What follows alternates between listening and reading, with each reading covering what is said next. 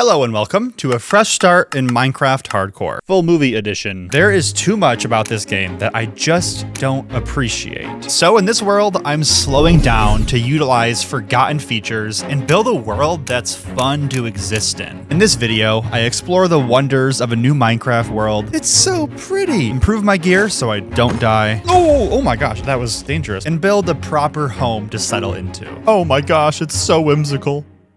Oh wow. What a beautiful view. Ooh, we got a beehive. What's up, bro? How are you doing? How are the vibes over here? Is this world cool? Do you like it? I will take that as a yes. There are 3 things I want to do today. For starters, I just want to go exploring. I think finding all of the different sapling types would be a good start, and I kind of want to just get a lay of the land. Yep, I like this terrain. I'm gonna run towards it. Hello, rabbits. How are we doing? Such a diverse ecosystem we have here. Ooh, first cave. I'm gonna stay away from that for now. Just kidding, I'm not a baby. Ooh, iron. Yes, yes, yes, yes, yes. Gimme, gimme, gimme, gimme. Here's some coal as well. Off the rip, let's get that iron smelting. And while it does, let's go ahead and chop down trees. Not this one, that is a big boy. I'm gonna leave the big boys alone.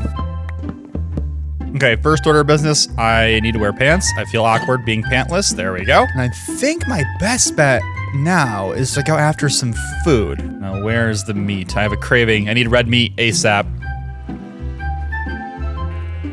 Oh, crap. I didn't even light him on fire. There we go. Hello, chicken.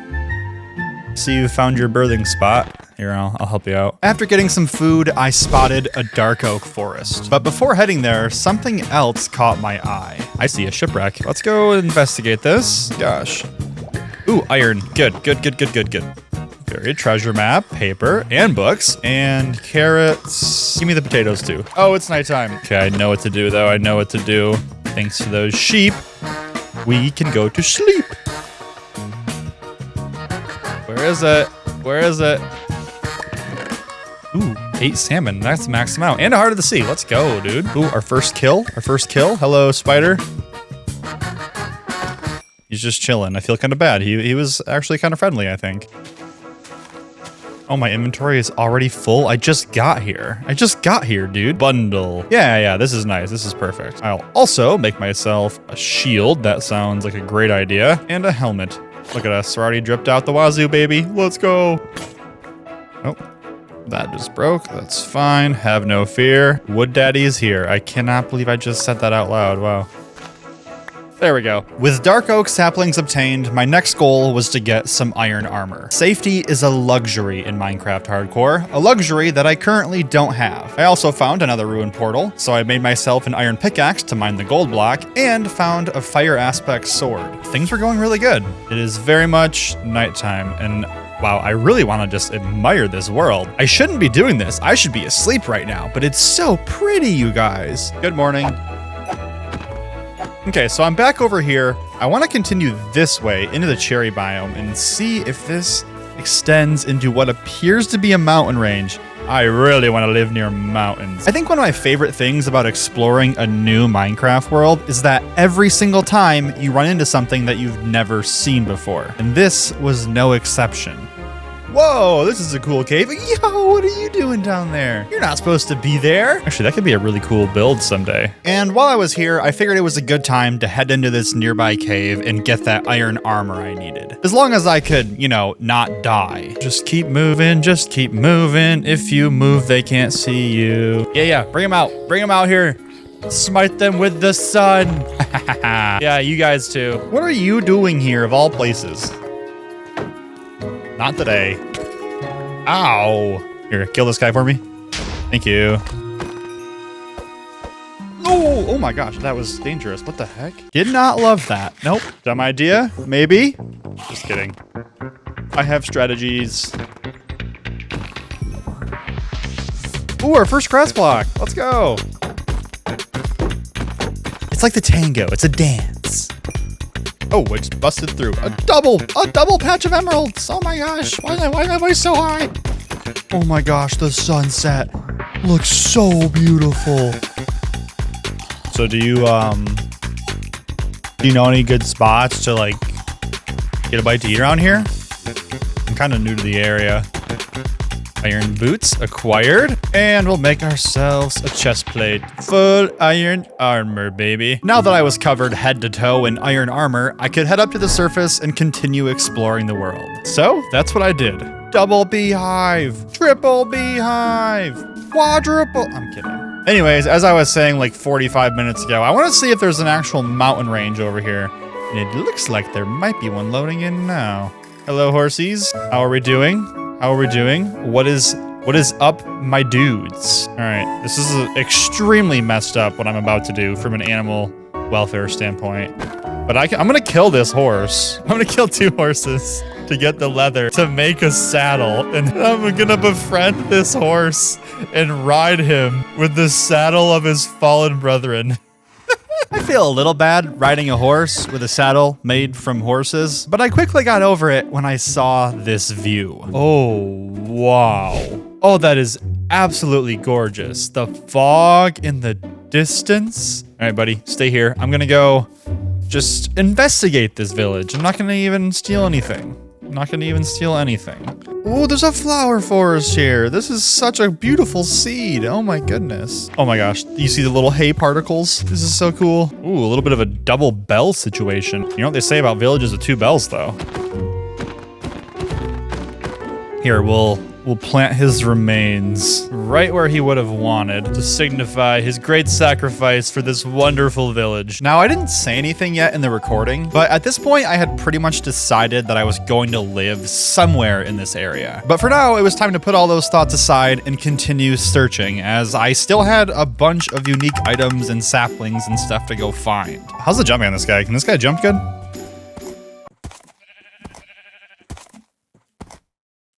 No. And it didn't take long for the weakness in my travel plans to start showing. Easy does it, buddy. Easy does it. Okay, let's see. Can you get in this boat? Is that a thing? Yep, you definitely cannot get in the boat. So that's a little sad.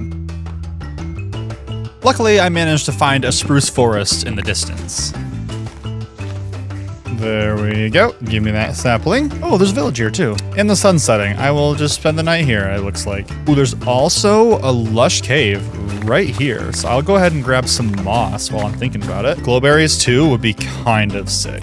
Dude, can you just like be a little more athletic? Like just 1% more athletic? That'd be really cool. Oh, my horse kind of sucks ass.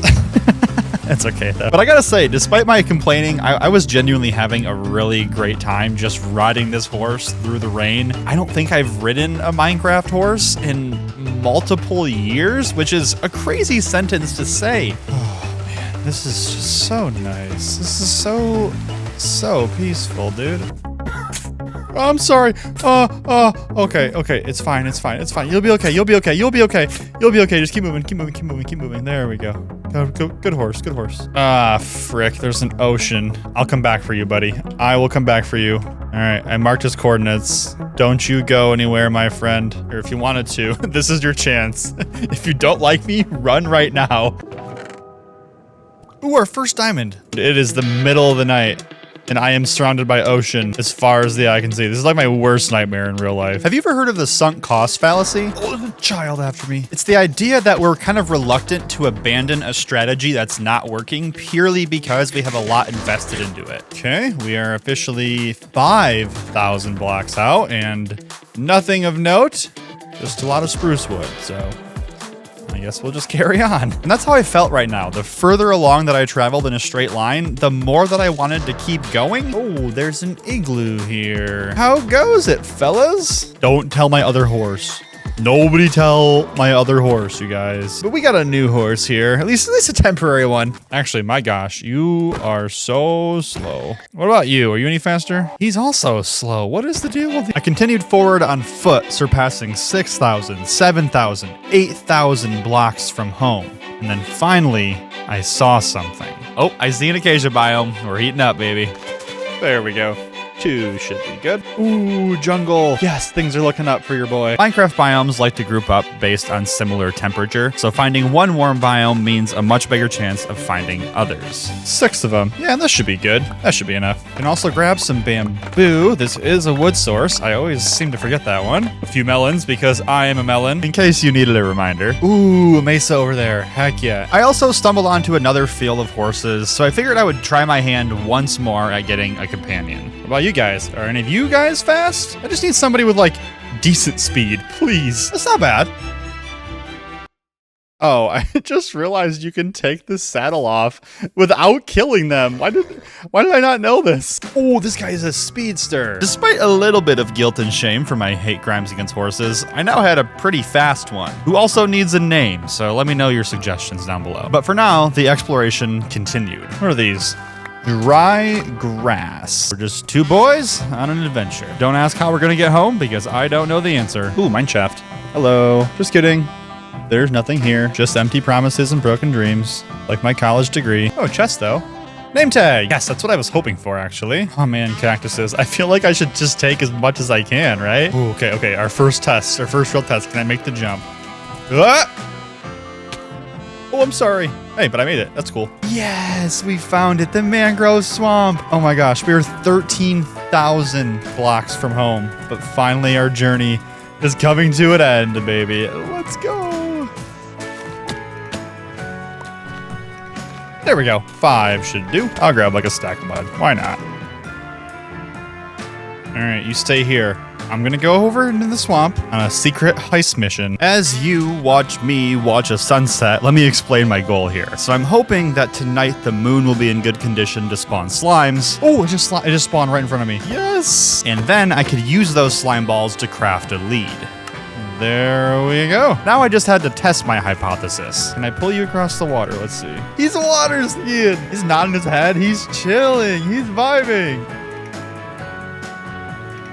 Thanks to this, the way home was so much more fun. Oh, that was actually kind of cool. Okay. Ooh, another village. This is our first desert village. How's it going? Ooh, they're having a meeting. Another day, another new village to steal food from. Oh my gosh, another one. That was until I stumbled onto something that looked familiar. I think this might be where we left the original horse, you guys. I don't know if I'm hoping I find him or if I'm hoping I don't. Because I really like my current horse. I don't know if I want to keep the old guy. Yeah, I feel like a real jerk right now. Before long, I made it home, grabbed some birch and cherry saplings, and just like that, I had access to every wood in the game, except pale oak wood, which I just realized right this second that I did not get. So, sorry. Okay, so it's currently day 17. I've got everything dumped off in these chests. It is not organized, but I don't care right now. Instead, I think it's time for step 2 of my grand plan to become good at Minecraft again. I don't know. I made that up right now. So let's grab our diamond and we are gonna go find ourselves a cave and do some actual caving. I started off in these surface caves, but they didn't really go anywhere. So instead I dove into a nearby river that looked like it was pretty deep. Ooh, our first geode. No way. I will remember you for later, my friend. I'll even leave the door there so I have a way in. Real question is, does this open up? Yes.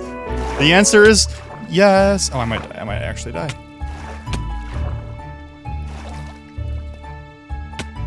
Oh, I might actually die. Oh my gosh. Oh my gosh, that was not what I wanted to do right there. I am so overstimulated. That was a lot to happen all at once. Ooh, diamonds. Let's go. How many do we have here? Just one? Probably just one. That brings our grand total to 2 diamonds. Ooh, is this an iron vein? Oh. This might be an iron vein. Nope, not an iron vein. There is lapis though. I'll take that. Oh, there's a mine shaft over there too. Oh, this is perfect. Okay, the strategy I'm employing is to sprint through, light up ahead of me, and just as long as I keep moving, they can't do much to me. Really probably shouldn't get in the habit of doing that. If I mess that up, I think I just die. We need to develop good habits in this world. No shenanigans. More diamonds. Come on. Yes, a 2 vein. Oh my gosh. 4 diamonds. The road to riches has begun, folks. Oh my gosh. We just more than doubled our diamonds. 6 vein. And I think the strategy is just to, like, as I collect diamonds, to make better armor. Goodbye. Hello. Goodbye. Hello. Goodbye. Hello. Diamond pants. diamond helmet, and diamond boots. Boom, boom, bing, bang. Fully dripped out, just like that. Before long, I made my first diamond pickaxe of the series, which is very exciting, and continued through the cave, finding a bunch more goodies. Oh wait, no, this is actually an iron vein. Okay, either I just got baited so hard by world generation, or that is the smallest iron vein that has ever existed in the history of iron veins, because there's nothing else here. And it didn't take long before I was able to upgrade the rest of my tools to diamond as well. There we go. I think I'm gonna keep going though, because I'm having a good time, and I feel like it's never bad to have a lot of resources. Oh, fight him, get him, get him, get him. Yeah, that's my man right there. Ooh, a big boy, a big juicy boy. That's rare. 2 of them. Oh, this little baby. I'm gonna give your kid trauma. Dad? That's so stupid. I forgot how fun it is just to go mining early on in a Minecraft world when you have absolutely nothing, because everything that I found was like a big deal, because it actually kind of was. Like, I need everything. What's up, Butterman? Deep slate coal, 2 of it. Pretty soon the cave started to work its way up into the above deep slate levels, which normally wouldn't be very good, but finding coal is arguably more valuable than diamonds at this rate, so I was pretty happy. Oh, I see something. Is this what I think it is? It is the best spawner. Let's go. Golden apple. Cool. There we go. And another name tag. We're living large. More deep slate coal. Oh my gosh, this cave is amazing. And now for a special segment called Brock Does Something Kind of Stupid. Do I do it? Okay. I just got here, guys. Hello, hello, hello. Boom, kaboom, kaboom. Yes, that was so satisfying. This room is a perfect circle. What in the what? Considering I was running out of time for the day, I figured this was as good as time as any to end our very first mining trip. But now I think it's time that we start working on part 3 of this video. I want to build a house, and I think I know just the place to do it. This hill is screaming for me to build on top of. It's a little out of the way of the actual mountain range. Honestly, I think it's going to be a perfect little spot. So let's start chopping down trees and terraforming the land, because this has a lot of work to be done to it.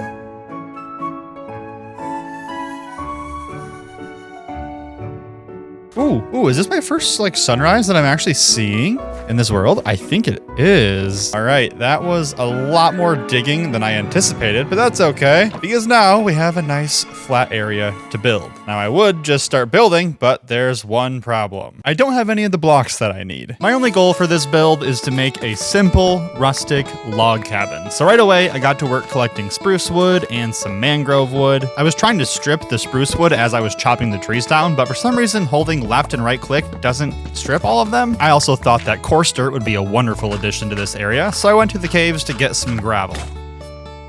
Oh, there goes my first diamond shovel of the world. Why are there 3 of you here? Must there be 3? Oh, they're fighting. Oh, they just both died. Free bones. Thank you. I will use these bones to grow my mangrove trees. The circle of life, ladies and gentlemen. My grandfather always said that no log cabin is complete without some stripped dark oak logs. Just kidding, he didn't say that. I made that up right now. Oh, there goes my axe. I could tell the spirits were in good humor today, so I went off to the mines to get some more stuff. Things like deep slate, tuff, andesite, granite, even a bunch of copper, which I made this kind of makeshift super smelter setup for. Oh.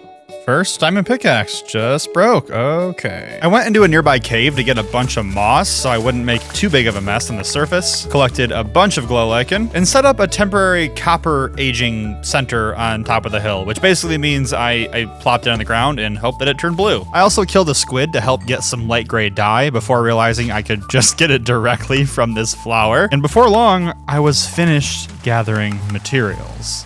So that night, I got to work building. Now, the beginning stages of a new build are always a bit rough, and this was no exception. There's most certainly a past version of me who would have looked at this spruce box and tore the whole thing down, but I had a feeling that I could still make this work. For starters, I got to work adding in various different textures to the build. I realized that if I put splotches of darker and lighter tones throughout the structure, it would not only add shading, but also give the cabin this sort of rotting wood effect from a distance, which really helps to sell the idea that it's been here for longer than 5 minutes. I installed some red windows to give a nice accent color to go along with the mangrove wood in the build, put in a roof with various deep slate variants, and added in a little archway with some lanterns in the front. And now I had some momentum on the build, so I could start working on the next wing of the cabin. This one having a pretty similar block palette, but totally different features, like a chimney in the back, or an overhang to add some depth. I used a slab roof instead of a stair roof, even a cozy front porch entrance and a simple horse stable on the side. And before I knew it, it was all coming together. I am in love with this house. It looks so good just sitting on top of the hill. That is until you look at the surrounding area. It's kind of just like plopped into the landscape.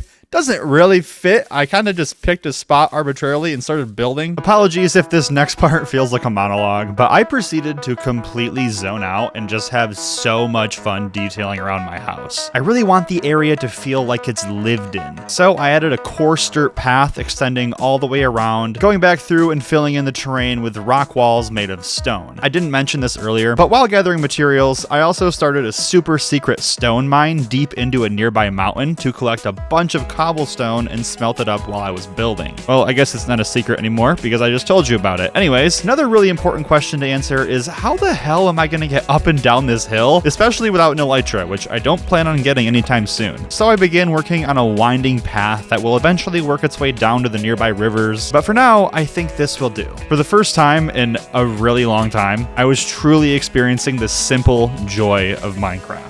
So I guess the lesson here is that sometimes we really do just need a fresh start. And maybe you've been uninspired or a little burnt out or whatever the case may be in your own worlds. So if that's true, I challenge you to maybe try something similar out for yourself. You might just surprise yourself. And you can sit here and just enjoy the view. I would do this if I lived here. Yeah, this is good. Actually, who am I kidding? I do live here. This is my house. Okay, but what's gonna go here? Something has to go below this archway. Stuff that houses have. Ooh, I know. We need to have like wood. Need to have like wood there. We can figure this more out later, but for now, I think it's good. And there we go. The house is pretty much done. I'm so happy with what I've built today. The terraforming I did leading down to this walkway, which doesn't go anywhere right now, but eventually it'll probably go to a bridge over here. There's so much possibility here. But what it does not have is an interior. Luckily, in the latest snapshot, Mojang added a feature where if you do this and then you 360, the interior's done. Look at that. That was so stupid, but I'm gonna roll with it. I ended up making a cozy little kitchen, a library with a reading nook, so cool, some storage upstairs, and a bedroom with a moss garden. And would you look at that, the video's over. Thank you so much for watching. I love you. Just kidding. No, I don't. That'd be weird. Unless you're my fiance. I love you, honey. Bye. More than privacy, even in a Minecraft world where it's just me. Yeah, that makes sense, right? In this hardcore world, I have survived a whopping 60 days. Yeah, I have nothing. Please send help. Vibes are really bad. I'm struggling out here. I'm just kidding. We're actually big chilling. And today, we are doing some enchanting. But first, it is time for everyone's favorite game show called Brock is stuck on a hill. How is he gonna get down? In the last video, I started working on this winding path down the hillside, and now I want to work on a bridge going from here over to here. Considering it took 2 hours going back and forth just to move like 2 double chests from the nearby village over to my starter base, I really need a good way to get up and down this hill. And in this world, I really am trying to value creating pathways that connect everything together. In about 5 minutes, I managed to have a bridge that technically worked, but I still had to make it look good. And after building ourselves an archway out of tuff a little bit of copper, and some spruce to accent the underside, I feel like this bridge is looking really good. Make sure you leave a like and let me know where you'd like me to get stuck next time. Now that that's done, let's get back on track. I'm gonna split today's video up into 3 sections because I need to stay focused. For part 1, we're gonna build the XP farm. For part 2, I'm gonna decorate the farm and make it fit into this Minecraft world. And for part 3, I'm gonna install a bunch of secret entrances. Now I just have to decide which farm I want to build. And luckily for me, that's a pretty easy choice in this economy because armadillo XP farms are super easy. They do, however, require armadillos, so I should probably go get those. Now, considering last time I had to travel 13,000 blocks to find a mesa, I think I'm gonna go this way instead because I see a jungle, and jungles are warm, which means we might run into one a bit closer. Also, this guy does not have a name yet because episode 1 is not out yet, but he will have one very soon. I see an acacia biome, this is good. Wait, can't armadillos just spawn? Yes, they can. Armadillos can spawn here. I don't need a mesa biome at all. I just needed this. What's up, fellas? What a pleasant surprise. Not you. Okay, there's one duo. I want to get as many duos as I can. There's another set, a third set, and a fourth set. Okay, I think this will be good. Now, the question is, okay, I can pull you while riding my horse on a lead. This is good. This is really good. Oh, it broke. Gosh dang it. No, get back in the boat, you dingus. Here, we're just gonna lead all of you at once. I think that's the move right now. Alrighty, here goes nothing. Let's hope this doesn't break. If the leads break in the ocean, I'm gonna be a sad man. Dude, they're riding on top of each other. Despite a few hiccups, I was well on my way back home with the armadillos. But nature had its own plan for me. Oh, there's a trident. There's a trident guy. Oh my gosh. Oh my gosh, he might kill my horse. Did it break my lead? It broke my lead. No. No.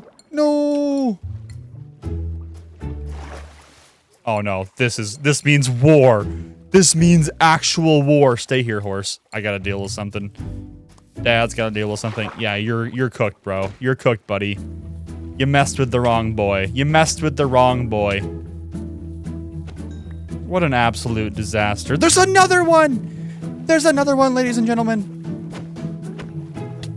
There's a third! Oh, he has a fishing rod. Okay, we're fine. I'm drowning, I'm drowning, I'm drowning. And it's raining. It's thunderstorming. It's not even rain. It's thundering. There's another one. Oh my gosh, there's another one. Breathe, breathe, breathe. Dive down. There's one.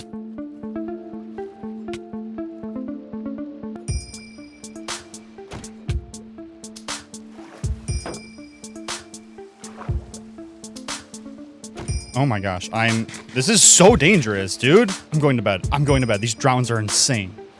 Holy cow. It's not what I had in the menu for this morning. Okay, they're all back in boats. This is good. This is good. Why are my boats at the bottom of the ocean? I feel like the Edmund Fitzgerald right now. If you know, you know. No, they were, oh my gosh. This is the tale of Captain Jack Sparrow. I didn't mention this in episode 1, but one of the quality of life mods that I have installed is Zero's World Map, which basically gives you a comprehensive map of all of the areas of the world you've explored. And I noticed that I could actually make it home almost entirely by rivers, minus this one section of land I had to cross. Hopefully we can do so without any fatalities. Probably not, but I'm gonna dream. Okay. They're all breaking one by one. I will commit deforestation to clear a pathway, like a good capitalist man that I am. Ooh, strategies have been unlocked. If I jump on the horse, they get major air. Get off of my head. What is this? Yeah, you're suffocating in my boat. That's what you get for being stupid. That's natural selection. That's what Darwin would have wanted. And would you look at that? Our house is here on the hill. It looks so nice from down here. We're gonna be cave armadillos. All right, guys, we are so close. Just around this corner. Yes, good job, guys. Good job, team. Oh, you guys are wonderful. Okay, this is where we're gonna build the armadillo farm. Doing all this, however, is going to require a little bit of a rework of this cave, as it's not quite big enough for what I have in mind. So before I do anything, I want to get a temporary enchanting setup here and get ourselves a good pickaxe to work with. All right, let's see what we got here. Fortune 3. That's really good. Ah, just Fortune 3 though. Okay. Efficiency 4. Let's do this one too. Silk touch. Okay, that's even better. Okay, I guess we'll take it. Cool. All right, and with that, I think it's time that we do some digging in here.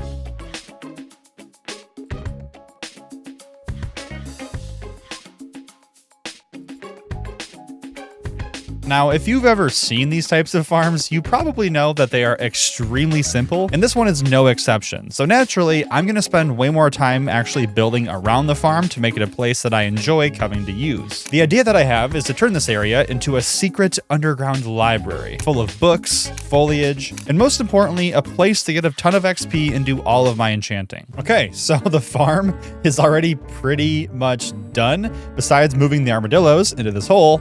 And more importantly, I have to get a zombie in this boat. Neither of which should be very hard. Ooh, the bridge looks so good at nighttime. My first time seeing it. I'm obsessed. Oh, I see you, dude. Come on, buddy. Oh, yep. Quit. Come on. Quit your spinning. I know you're excited. Yes. Yes, yes, yes.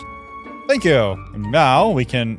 not that. Not this again. Actually, this is fine. This is fine. They're going to see the zombie, and they're going to get spooky scared. And that means I can punch them into this hole. There we go.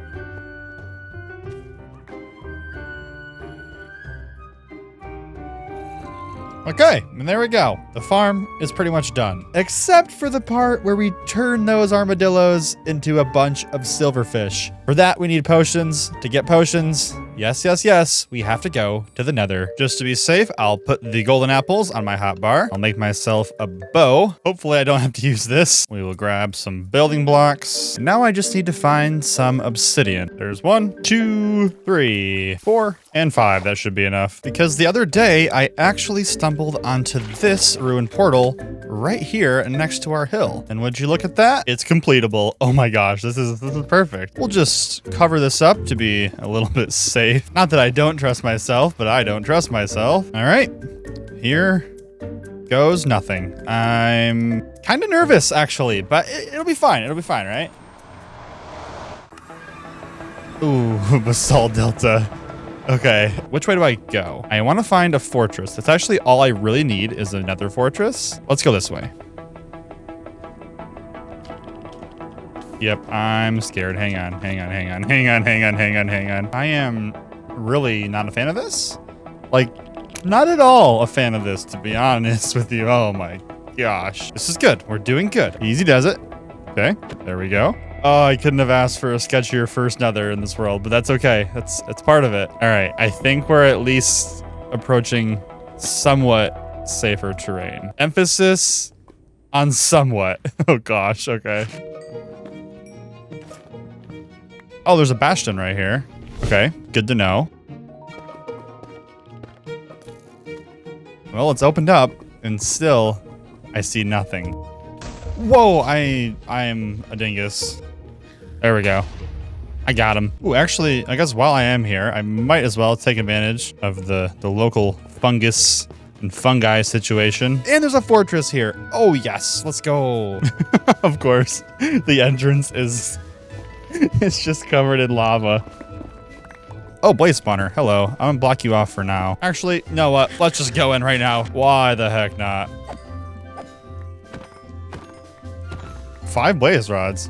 Okay, 5 for 5 is pretty good.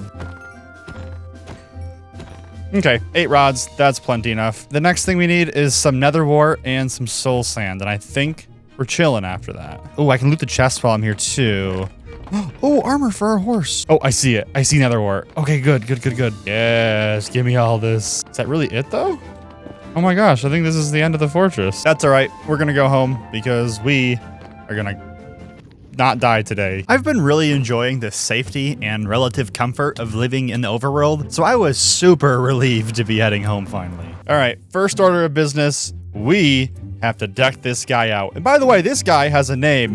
His name is Coral, because we crossed coral reefs with him, and I think it's just a sick name. Oh my gosh. Dude, he looks so good. Coral that kills people. But that also means we can make a brewing stand, and with a single piece of stone and a little bit of gunpowder, we got ourselves some splash potions of infestation. And these guys are where we get all of our XP. And just like that, step 1 is done. But there's just one problem. Well, actually, there's a couple problems. For starters, the XP farm on its own is kind of lame. Like, nothing against the farm design. The farm design is great, but Minecraft farms, in my opinion, aren't cool because of their functionality.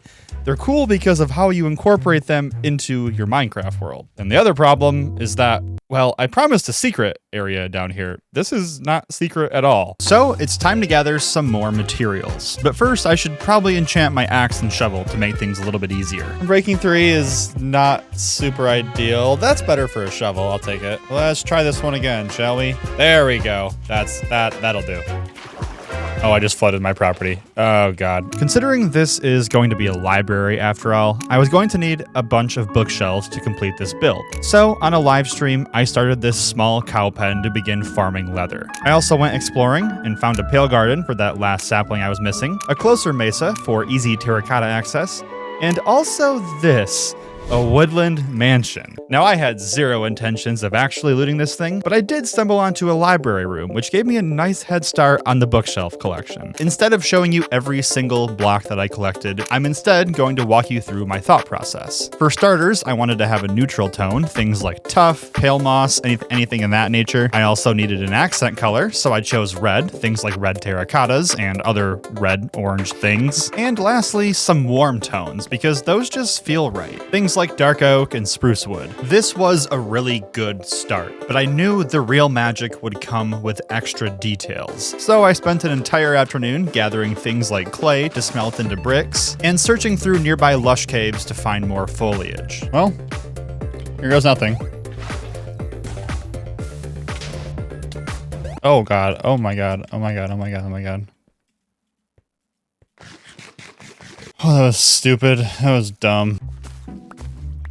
Ooh, wait. Small drip leaf? Yes. Gimme. Oh, there's a baby. Hey, hi, baby axolotl.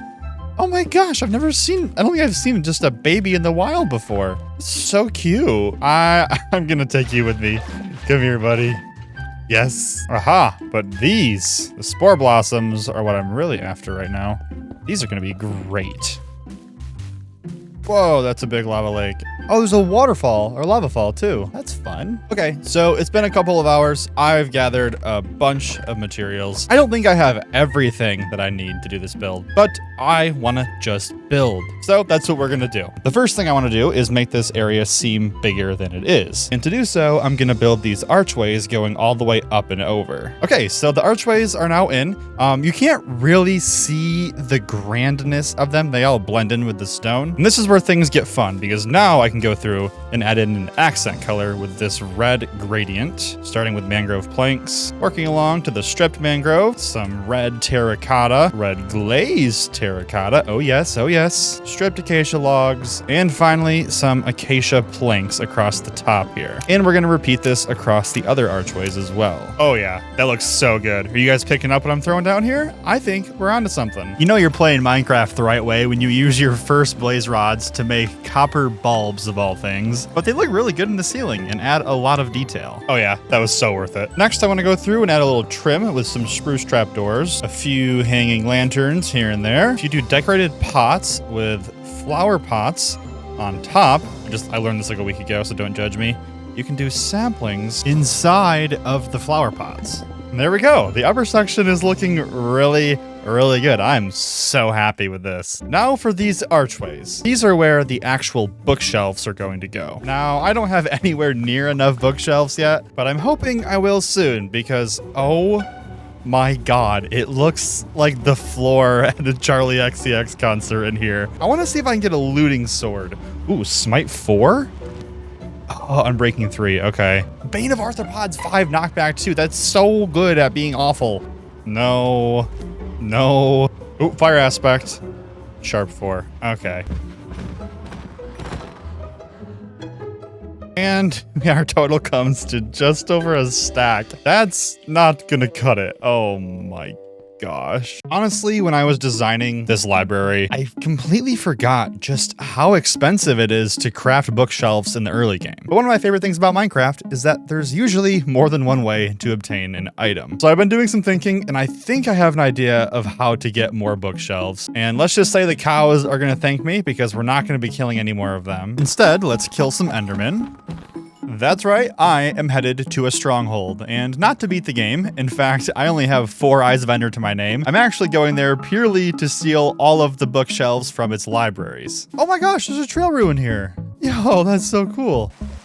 Okay, I really hope I didn't miss, but I think it's like right here.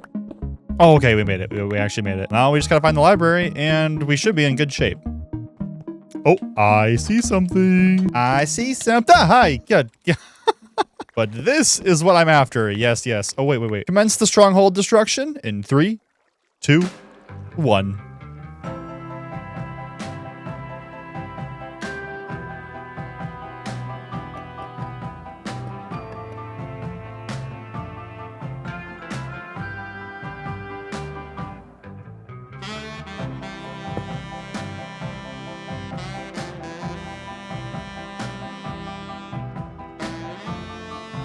And I'm thinking we go through here with a little bit of small drip leaf. Oh my gosh. Heck, dude, even a little pond for this guy would be nice, who also needs a name, so give me name suggestions. And with that, the library is officially done. I am so happy with this place. But there's still one glaring problem. Yeah, I don't have a way to get in here yet. I really like the idea of this library secret entrance kind of blending in with the terrain. And it just so happens that the terrain I have in mind doesn't exactly exist yet. Luckily, this is Minecraft, so I can just build it myself.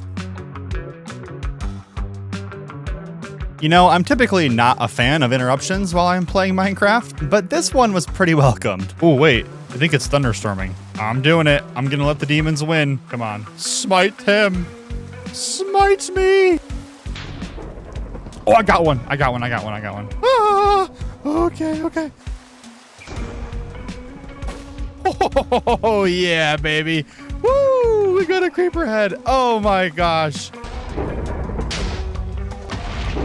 That was so much fun. And while I fill in these creeper holes, let's get back on track, shall we? Okay, so I've gone ahead and carried on this rock wall all the way down and around, done a little bit of terraforming, and the secret entrance is going to be right in here. But first, I want to tackle this upper area because this is going to be our very first crop field.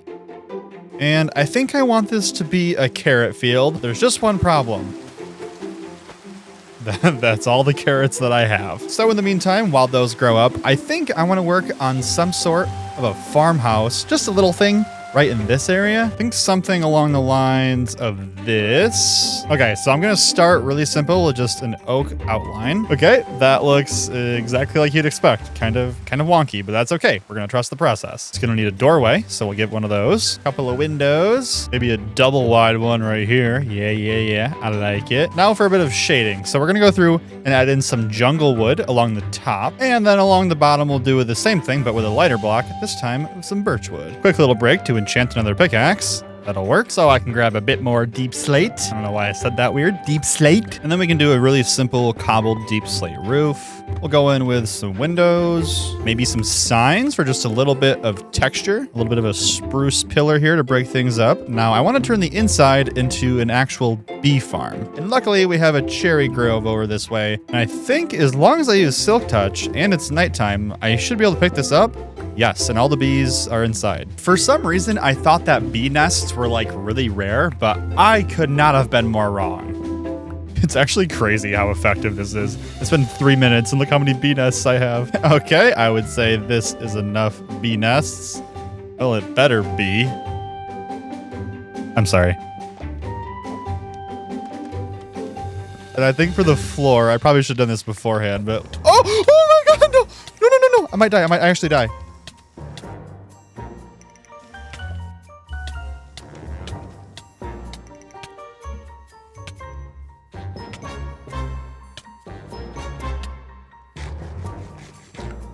Oh my gosh.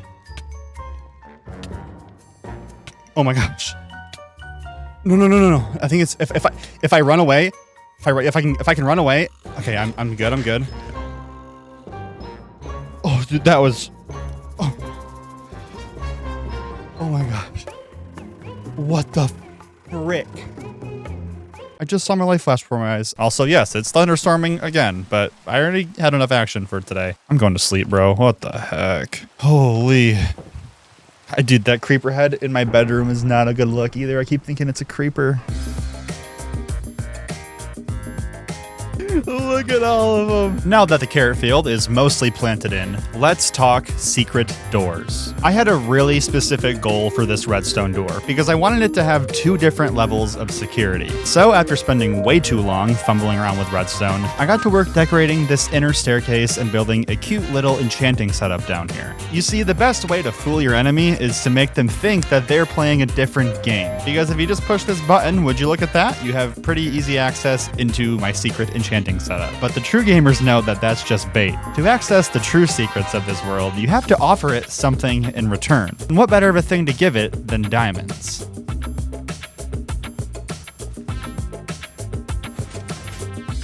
Also, if you think I might regret requiring diamonds as a payment to enter my base, all I can say is ask me in 3 months. I then proceeded to spend my entire weekend on a bender. Okay, well, maybe that's not the right term. A Minecraft bender, because I played a lot of Minecraft. I wanted an even cooler way to get into the actual library, so I found this design for a spiral 3x3 door, and then custom rigged it to open up when I shoot my bow at this target block. And then once I'm inside, I just shoot the target again to close it. This works really easily thanks to a copper bulb that toggles on and off. If you're paying attention though, you might notice that I am now stuck in the library. How keen of you, nice job. So I installed yet another secret door leading into this hallway, up this water elevator, and directly into my kitchen. I ended up spending nearly 100 in-game days, or about 25 hours building this entire thing, which is definitely a lot, don't get me wrong, but this is my full-time job, and I'm so happy with how this turned out. So I guess the lesson here is that you can spend 20 minutes building your enchanting setup, or you can spend 20 hours, as long as you're having fun. Also, if you somehow made it here and you haven't watched episode 1, go watch it, you big goofball. What are you doing?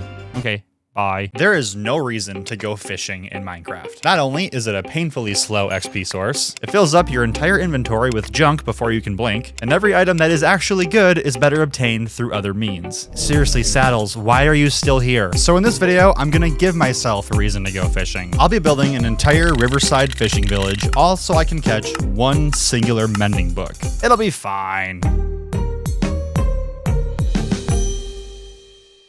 The first thing I had to do was figure out where I'm gonna actually build this thing. And the more I look at this area right here, this little cove along the river, I think it's gonna be the perfect spot to build our fishing village. Because this terrain is pretty nice, a ton of the work was already done for me. It meant that I could start collecting materials for the first section of the build, the lower docks. The main color palette for this area is brown, a healthy mix of coarse dirt, podzol, and rooted dirt, but I'm also imagining some green tones mixed in from all the fishermen trudging their wet, algae-covered boots along the pathways. With materials gathered, I got to work laying down a stone foundation to build upon, and from there started building up the main walking path. I made sure to raise the village up from the water by a couple of blocks to add some more interest with this stone retaining wall. And then I went through creating a long, rickety wooden dock on the actual water level with campfires, spruce trapdoors, and barrels. Also lodestones. These are easy to craft now, so that's exciting. I don't know why I use them. And then the moss leading into like all the different browns with the leaf litter. It does, however, look a little bit weird right now being so far out from the hillside because there's no buildings in yet. So why don't we change that? While I head out to gather some materials, let me walk you through my main inspiration for this build. I'm taking a ton of influence from the village of Portofino, Italy. Located along a peninsula on the Ligurian Sea in the northwest, Portofino has a rich and colorful history as a fishing port.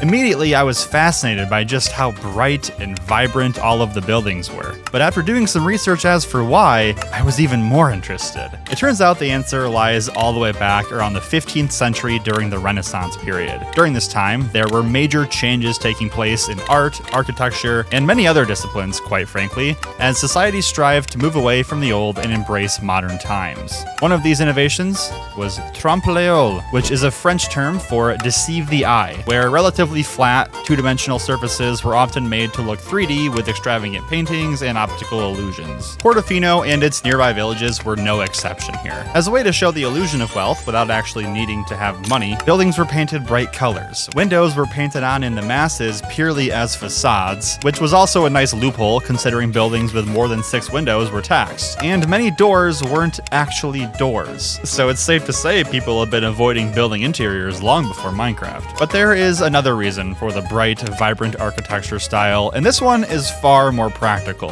As fishermen returned home from sea, the popping colors made it easy to see where they were headed, and quite literally helped to guide them home. So all of that is to say that I'm going to need a lot of different blocks for this build. How did I just get return to sender on him? Wait, did I get the music disc for that? It did! Oh, hi! There it is. I was like so confused. Most of the blocks that I need were pretty simple, just like different wood variants and stuff.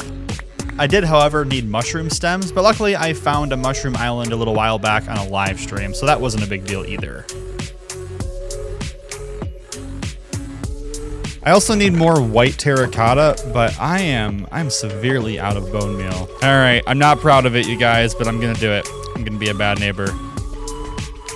Now I'll just grab some blackstone for the roof, add some sheep to my cow farm, grab some string for candles, collect some bamboo from down here, and now I can begin building. Despite using a ton of different colors, the actual shape of these buildings is pretty simple. They're kind of just like two-dimensional flat boxes with simple slanted roofs with the idea that the water would flow off the roofs and then down into the river. Gone fishing. Oh my gosh, look at how beautiful this building is. I guess it's 2 buildings, technically. I am absolutely obsessed with what we have done here. It's such a grungy, yet colorful and messy and honestly just beautiful style we have going on here. But before I can build any more, we need to address this interior, and more specifically, we need to build a farm. Considering that the rest of this village is going to be made out of a lot of different wood types, I'm going to need more bone meal. So I think in here is like a perfect spot to build a bone meal farm. Bone meal farms are essentially moss farms that don't give you moss, they give you bone meal instead. And I have a design here that's quite compact, but it does require a lot of slime blocks. I tried heading out to a nearby swamp on a live stream, but the rates were honestly terrible. And then somebody had the idea to use my armadillo silverfish infestation farm and then splash them with an oozing potion.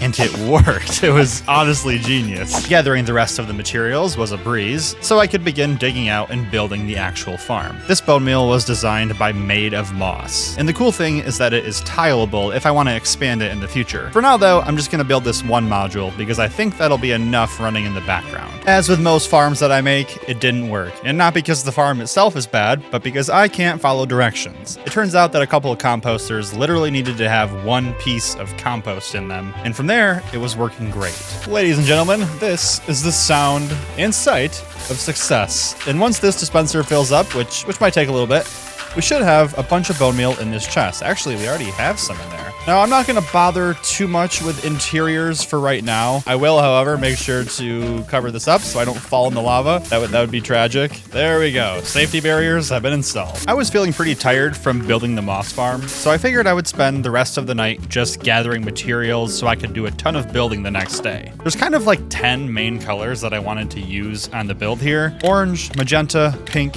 yellow, sand, light brown, red, cyan, white, and gray. For each of the colors, I chose one block to stand as the primary build material, for instance, mangrove planks for red. And then from there, I picked a couple of similar blocks to add texture. This was all made really easy thanks to the Axiom mod that I've been using, which has this feature where you can put a block into the color picker and it will show you all of the blocks that are similar in like color and texture to it. It's so cool, you need to check it out. And speaking of creative mode stuff, I should probably mention that I am pre-planning this build ahead of time with Lightmatica. I really want to grow as a builder and just like get better and build cooler things. And this saves me a ton of time because after I design the build myself, it tells me exactly which blocks to go and collect in my actual world. Also, building with Lightmatica is actually way harder than building in purely survival because now I have to deal with the emotional turmoil of everyone calling me a cheater. Jokes aside, I was already putting that bone meal farm to really good use. Basically, any type of wood that I wanted was now instantly obtainable without having to wait around for it to grow in. There were a lot of more obscure things that I had to gather, whether it be a bunch of different dyes for terracotta, glow lichen, grass. I even had to make a bunch of mud manually, which is just this really awkward process of running back and forth with one water bottle. I had to get more copper for trapdoors, a ton of different colored glass panes, banners, fence gates. I feel like I was grocery shopping for this like really complicated, obscure recipe that needed just a little bit of a ton of different herbs and spices that I don't have in my pantry. But the only way to buy these spices is in bulk, so now I have a bunch of leftovers. I was definitely getting pretty exhausted by this point, as showcased by the infamous double yawn. Ugh. Ugh. But after 3.5 hours of gathering, I was ready to go, baby. Okay, I just slept 9 hours and consumed a bagel sandwich. So I think that puts me in the best shape possible to actually start building. Let's do this. I only had like a few rules when I was designing this place. For instance, I knew the buildings would need to have a pretty simple shape. Also, I knew that they would have to be kind of stacked up on top of each other. And lastly, I just wanted each of them to be a different color. That's really it. And from there, I was able to build something pretty cool. Oh my gosh, this is looking so freaking good. I am absolutely obsessed. Look at all these beautiful colors. We got yellows, we got pinks. I am loving what I've cooked up here. That is until you look at the backside. From the backside, it looks... Oh my gosh, it looks so bad. You see, if you look through here, I actually have a staircase going all the way up through the center. I think it adds a lot of interest, as well as a staircase over here leading through this little archway thing. This area and this area are gonna connect with an upper level. That's right. This is a double-decker fishing village. I don't know if that's a thing, but that's what I'm doing.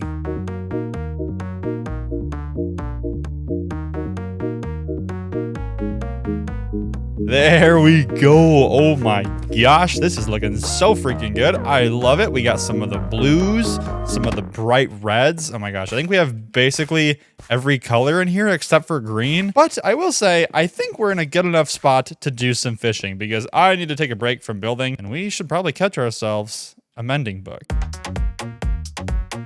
And because I like to challenge myself, or at least that's what I say, I'm gonna do it with a regular fishing rod because Minecraft has this really great like fishing progression system where you'll actually end up catching better rods even with a bad rod. Oh dang, it would have been really cool if I caught a fishing rod right there to showcase.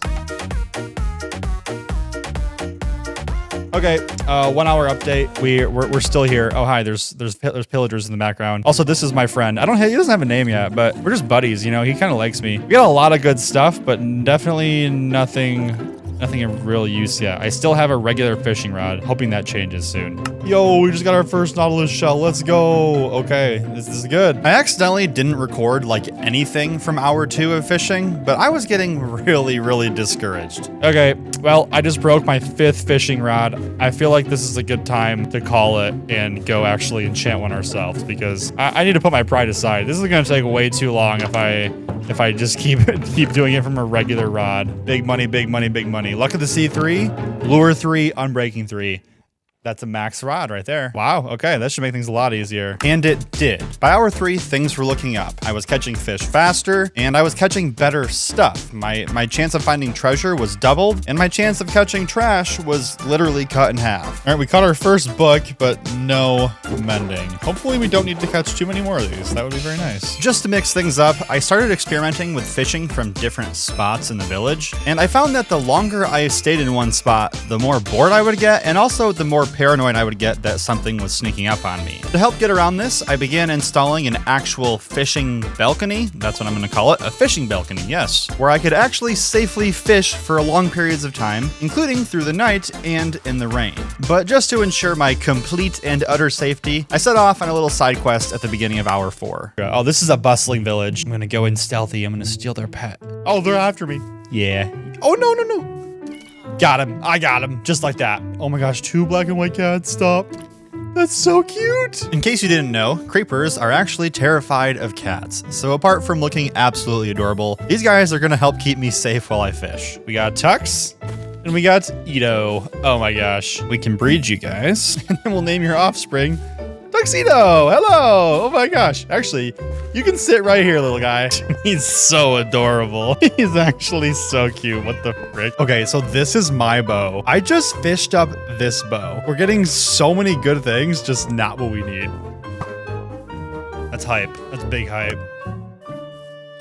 I almost just killed him. Hour 5 was once again pretty uneventful until I caught my 8th Nautilus shell. So once again, I set off on another side quest, this one far more dangerous. Normally, I'm terrified of my first ocean monument in a hardcore world, but I was live streaming this, and honestly, I was just kind of tired of fishing, so I just said screw it. I wasn't recording any of that. Gosh dang it. Well, we're in an ocean monument. It's fine. A little whoop, and then you go whoop, and you go whoop, and then you go whoop. Boom. Free gold. Thank you. And some sponges. Yummy, yummy, yummy. All right. I don't know how much I need. We'll just grab like a stack. Oh, we got this smithing template too. We can make ourselves a conduit. Very nice. We also have like Fulbright down here. Look at it. Kills them. That's so hype. All right. Enough fun. Back to fishing. By the time that hour 6 rolled around, I was pretty much out of relevant side quests, so I buckled down and started fishing again. I knew it might take a long time, but I was determined to sit here and fish for as long as I need to catch this dang book. Nothing was gonna stop me. And then my fiance asked if I wanted to play Stardew Valley with her. I fished for 6.5 hours yesterday. Times used fishing rod 1,061 casts. That's actually crazy. And while I do not yet regret my decision to go fishing for a mending book, I think if I do more today, I'm going to have a medical emergency. Luckily, there's still lots to do in this fishing village. For starters, I need to connect this pathway up to our starter base. And it just so happens that there's this beautiful little dip in the terrain through here, just from the vanilla terrain. And I am nothing if not lazy, so I will happily use what I've been blessed with for this pathway. I find it very helpful to get feedback from people when you're making a Minecraft build, especially if you want to improve things. And I oftentimes like to go to my fiance, who does not play Minecraft, has never really played Minecraft, but she's a human who lives on Earth. Believe it or not. That's a weird sentence. And she said that the fishing village seems to blend in a little bit too much with like the big green grass behind it, because from the reference images that we were looking at, the main thing you notice is the rocky, jagged cliffs that the villages are usually built upon. So I'm adding in this stone wall to kind of sell that illusion. Heck yeah, dude. This is looking super good. I love the way it kind of curves up and around. Oh yeah, it's so freaking cool. But you might notice that I left this area intentionally blank. And that's because if you go over here, which is like a really good spot for a screenshot, you kind of just look and there feels like there should be something here. Boom. There we go. And you're probably wondering what the hell I just built. Honestly, me too. I think it'd be cool to turn this place just into a nice little seating area for people to hang out. It's kind of on top of the hill. You get a nice view above the village. Maybe sit here, have a picnic, eat some lunch. Okay, so bear with me. I think if I do this, we can extinguish these. Oak trap doors in the back. And then some spruce. No, not there. Oh my God. And then some spruce signs. Yeah, this is nice. I would sit here and eat a sandwich.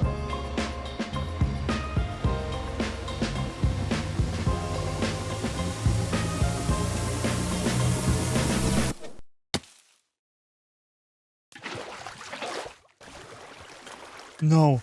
No. No, no, no, no, no, no, no, no. No, no, no, no. Oh my God, I just flooded the whole village and there's intruders. No. God dang it, bro. Apologies, I just completely blacked out and spent 2.5 hours practicing how to build trees. All of that time spent to build 6 trees. Yeah, 6 of them. Now to address this. And I think we're just gonna turn this into a little bit of a wheat field. I don't have one of those yet, and I feel like that's just a good thing to have in a Minecraft world.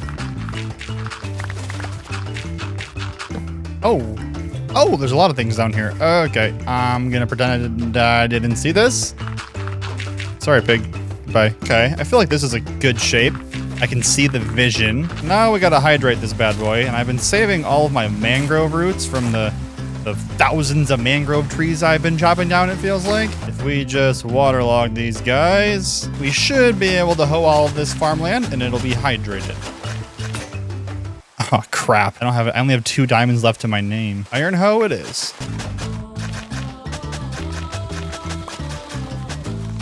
Oh yeah, dude, this is gonna look sick. That is if I actually have seeds to plant. How many seeds do I have? 4. Cool. Actually, I have 5. Hell yeah. Oh, 5 more. Just doubled our seeds. It's fine because I have a bone meal farm. Okay, we got 42 seeds now. Turned into 3 stacks of seeds. Wow, this is crazy. Wow, that didn't even get me across the top layer. Okay, there we go. 12 stacks of bone meal later, we got ourselves a pretty damn cool wheat field. I spent the rest of the night adding in more details, like extending this rock wall, going through adding in banners with letters to kind of signify what these buildings might store. I'm going with the different fishing loot table stuff. And even though none of these interiors are done, you guys are not allowed to yell at me because that's what the Italians did. That's my excuse. I added in some boat storage because this is where that would be. And with that, the fishing village is officially done. Oh my gosh. Except for the part where, you know, I fish up a mending book. Kind of like the entire reason that I'm building the village in the first place. So, without further ado, let's grab this thing. There it is. There's my beloved fishing rod. And let's get back on the grind, baby. Oh, hopefully it doesn't take too long, but you know what? I don't even care anymore. I got a cool place to fish, and that's all that matters. Maybe fishing isn't so bad after all. Okay, well, actually, no, it is bad. It's boring. It's slow. But that's kind of what fishing is. Look, I know this is just like a silly video game that I play, but I couldn't help but think of the summers when my dad would take me fishing. And it was never about catching crazy big fish or whatever. It was just about doing the thing and spending that time together. And that's why I love this challenge, because when else am I going to block off an entire Wednesday just to live stream me fishing in Minecraft? And would you believe it? After just 30 minutes of fishing yet again, it finally happened. Oh, hook. Oh my gosh. Oh, I got it. Yo, dude, we freaking did it. Tuxedo, we did it. And I'm gonna put this bad boy in my bedroom. Most prized possession. I'm not even gonna use this thing. I just wanted to have it done.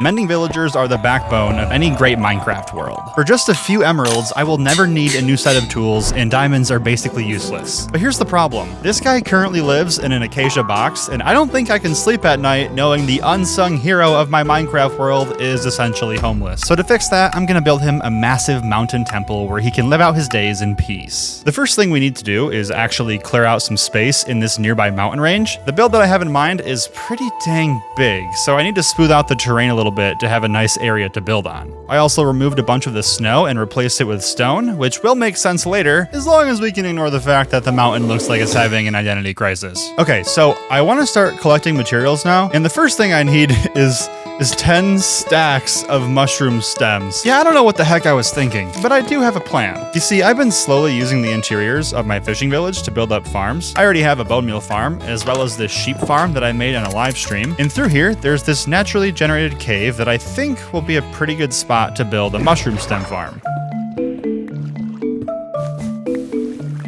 Okay, that should be a big enough space, I think. Now I'll just turn the bone meal farm so it runs in the background, and then I can start collecting up materials to build this. The first thing I needed was a bunch of observers, so I made a quick trip into the nether to grab some quartz. The true bottleneck of building up redstone farms right now for me is just the raw materials like iron, gold, and redstone, all of which can and will be farmed at some point, but for now I've been really enjoying just going through the old-fashioned way and mining for them. Besides, it's always nice to take some time and light up caves early on in your Minecraft world, because it's just going to make the future mob farms you build that much more efficient. After just 20 minutes in the mines, I had everything I needed, so I went home and crafted up a bunch of the redstone components like repeaters, comparators, and pistons. Now the plan was to start building right now, but unfortunately my cat Frankie had been acting a little weird for a few days, so I decided to expand my bone meal storage and then leave the farm AFK while I took him to the vet. He was fine, by the way, he's just a cat.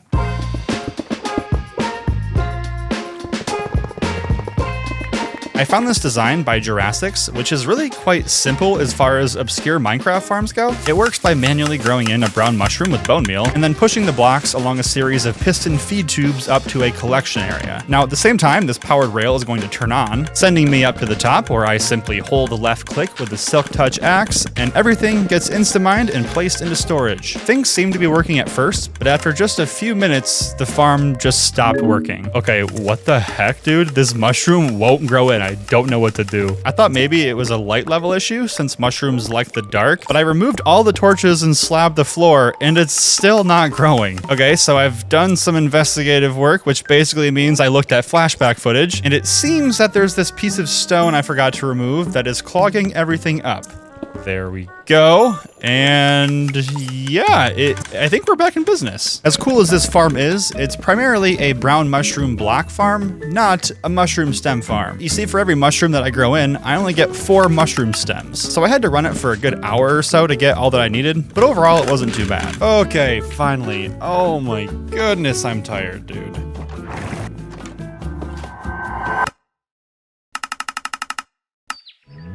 Okay, it's the next day, and now that the hardest block is done, I want to challenge myself to gather everything else I need today. It's going to be hard, but I think I can do it. I'll start by gathering the remainder of the white blocks, keeping on theme with the mushroom stems, beginning with diorite, which I can easily mine underwater thanks to my conduit, bone blocks, a bunch of pale oak bits and bobs, a little bit of quartz, and some white concrete powder. With the white blocks collected, I moved further into the grayscale territory, beginning with tough, and considering I'm using this more and more in my builds, I wanted to install a quick access from my base down into the big cave where I go mining. Let's hope this works! Cool. The rest of the gray blocks were really easy to get, things like cobbled deep slate, acacia wood, andesite, clay, and cobblestone, which meant that I could move on to the black blocks. The first thing I did was empty out my sheep farm of pretty much all of its black wool and then turn it into banners. You'll see why I need these in a bit, but trust me when I say they are the most important block in the entire build that I have planned. Next, I needed some black terracotta, but unfortunately my terracotta chest was looking quite sad, so I hopped on my horse and set off to the mesa more than 4,000 blocks away. Oh man, I forgot to bring leads, so I guess we're crossing the rivers like peasants. That's okay. Actually, no, just kidding. We can make some leads. I pretty much just filled up my inventory with regular terracotta, that way I can color it later, but I did go ahead and grab some stacks of yellow and red since I know I'm gonna need these specific ones later. I was just 2 hours into the material gathering phase and I was already starting to lose focus. Oh my god, I was not paying attention. Oh wow, okay. I think I almost fell asleep right there. Not again. But after making the long journey home, I smelted up my black glazed terracotta and made a few bits of black stone to finish off the grayscale blocks. Okay, I'm finally onto the color blocks, which is exciting. Starting with yellow, I need some bamboo. And even though my farm here kind of sucks booty, I can at least bone meal it, so it'll work. I'll also need some birch wood, as well as a little bit of sand. Okay, that was the easy stuff. Now I need yellow candles. The honeycomb is actually really easy. I just gotta be careful in here, especially after the incident. I don't have any string though, but for now I can just go to the nearby abandoned village and steal all of it from there. And I completely forgot about it, but yellow dye is also very easy to get now thanks to these wildflowers in the birch forest. All right, cool. We're doing pretty good. The last yellow block that I need is a dozen or so bee nests. I really don't need to be using these things, but I kind of enjoy the grind of going out and searching for obscure blocks just for a little bit of a flex. And to collect them, I can use this little trick where I light the nest on fire, pushing the bees out, and then when they go in my inventory, they'll stack together nicely. Ooh, sorry, buddy. That's my bad. Okay, I just ate some lunch and then took a nice 2-mile walk. And next up for me is green. Now these are all super easy to get, so I'll just rush through them.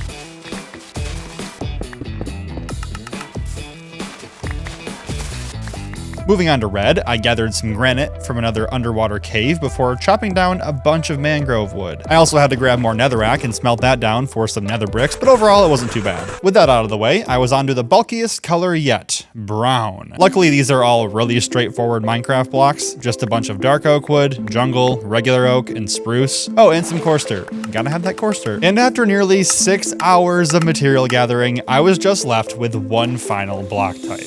Copper. I really should have gathered this sooner in the day because I needed it to be aged and waxed in the final build. But either way, I made myself a temporary copper aging field and then spent an hour or so just chatting with buddies on Discord. All right, I still have an hour or so until my fiance gets home, so I could start building technically, but I think my time will be better spent if I go get some new items. Without having an elytra, I've been absolutely losing my mind running up and down the mountain to store the build materials. So I want to make a stop here in the warp forest and stock up on as many ender pearls as I can. Oh, okay. Nope, not that. There we go. A couple of stacks should be enough. Now I just gotta find a soul sand valley because yes, I want to get myself a happy gas to help with the actual building process. Oh, I didn't realize I still needed that one. That's cool. Oh, there we go. Here's a dry guy. All right, let's take you with me and get the heck out of here. Now, if I just put you in some water, I think you'll slowly hydrate. It takes 20 minutes for these guys to do anything interesting. So in the meantime, I started a little pig pen because food was running low. Yo, oh wait, there's particles. Oh my gosh. Oh, we got it. Yo, hello. How are you, buddy? I will name you Judge Judy because you are an icon and will be respected as such. Take me to the promised land. Oh my God, you're so slow. My inspiration for this build is based on the real Buddhist temple in Bhutan, Paro Tatskang, more commonly known as the Tiger's Nest. Located in the Paro Valley, deep in the Himalayas at 3,000 meters elevation, lies an ancient cave. The cave turned into a sacred meditation site after this guy began meditating there and teaching students in the 8th century. According to legends, he first visited the cave when he rode there from Tibet on the back of a tigress. Can we just talk about how freaking baller it is that this guy rode like 300 or 400 kilometers on the back of a tiger, dude? Like what? But even crazier is it took more than 1,000 years for the temple itself to begin construction, when this other guy, who many claim to be the original guy, just reincarnated, began building it in 1692. I don't know what's more impressive to me, the temple itself or the staggering steep cliffs it's built upon. It's really hard to find good reference images that don't come from this one viewing angle, so I'm focusing primarily on the front structure here. I recently made some new building friends and they've helped me a ton with this design, especially in the large windows where they completely opened up my mind to a new building technique. They call it banner tech.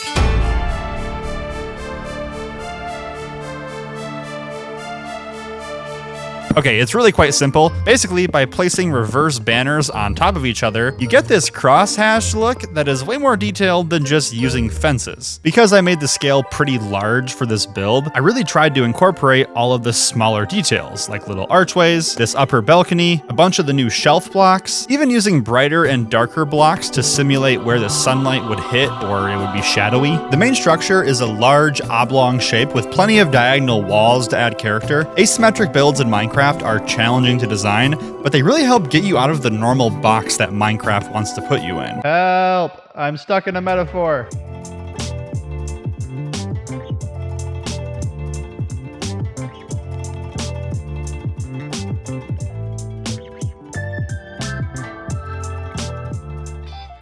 All right, now that is what I call a view. And I think I've done a pretty good job of recreating the actual shape, or at least the vibe of the temple itself. But now we need to address the terrain, because it turns out that the Himalayas are way cooler than default Minecraft mountains, which is a surprise to nobody. I'm not gonna lie, I am really intimidated at the idea of building true custom terrain. So for now I went through and detailed out a small section to kind of use it as a trial run or proof of concept. I used a bunch of greens and browns to loosely mimic the actual colors from my inspiration. I also added in this big coarse dirt platform in the back because I don't know why I did that actually, but I think it looks cool. Okay, let's be real. I'm not gonna finish the terrain today. This is gonna require like a full mountain transformation. So instead, I wanna take my focus to the interior, where Judge Judy is currently stuck. I forgot you were here.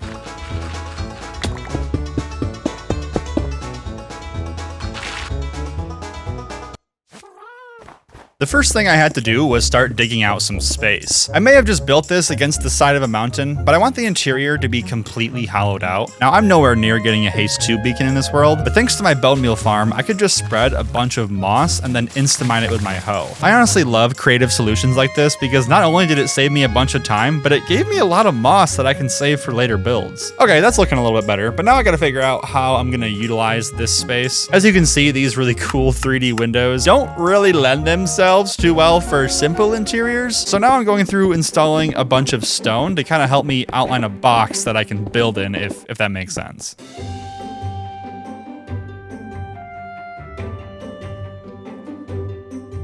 All right, now let's just lay out some archways, outline a little ceiling structure, and boom, interior's done. Look at that, that's cool.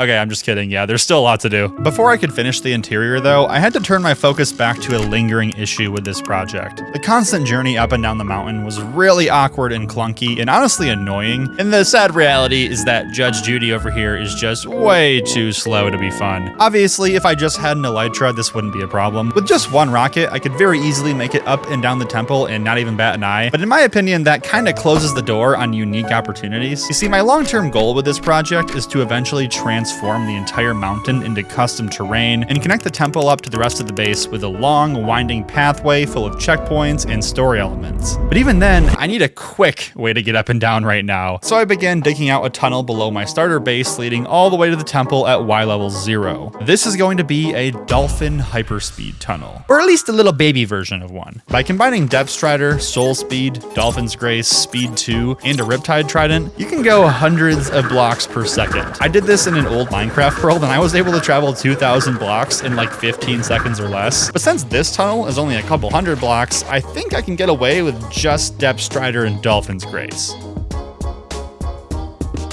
Okay, so the tunnel is almost done. I just have one more dolphin to kidnap, I mean permanently borrow, and I thought I would show you how easy it is to actually get one. Oh my gosh. So firstly, I just head out here to the ocean, attach this guy to a lead, and then proceed to swim all the way back to my base through the connecting rivers. Honestly, this alone is so fast that I'm considering kidnapping a bunch more of these guys and just planting them along the river edge so I can just constantly zoom around. Anyways, then we just take this guy through this long tunnel I dug, give him a name tag, what's up Harry, and pull him into his holding cell right here. Now I just install a bubble elevator so he can breathe and fill in the ceiling. Okay, let's test this out and see if it works. Just gotta close the trapdoor. Oh yeah, we're zooming. And I get sent directly into the water elevator. Dude, this is great. When it comes to this interior, I'm kind of just winging it. Unfortunately, you can't film or take any photos inside the real Tiger's Nest temple. So the only way to see it is in person, and your boy has a wedding to pay for. So yeah, we're taking a different approach here. I ended up spending my entire afternoon just browsing a bunch of monastery interiors on Google, and I kind of want to replicate just the general vibe I'm seeing. Firstly, for the floor, I went through outlining things with nether wart blocks and some of the warped nylium. I also used various glazed terracottas to create a vibrant pattern. Look, it's not the easiest on the eyes, I'll admit, but I really want this place to kind of pop when you walk in. Next, I went through working on these archways that I outlined, and this is where the true banner tech comes to life. By using alternating colors of orange and yellow and red and light blue banners, and then stacking them vertically on top of each other, you can make some really fun wall patterns that add a lot of interest, especially when they're offset behind some glass. Banners are your friend. I also added a layer of the new shelf blocks along each of the support pillars just to add more depth. After that, I started working on the ceiling supports using a bunch more of the glazed terracotta. This is really quickly becoming my favorite block in the game. And all that's left now is to fill in this upper ceiling section. Okay, so we'll start with a layer of stripped oak, moving on to the jungle planks, then regular oak. Oh, I fell. And finally some stripped spruce. Oh yeah, dude, that looks so cool. Like you can see all the cross beams that create the roof foundation. It just needs one more thing though.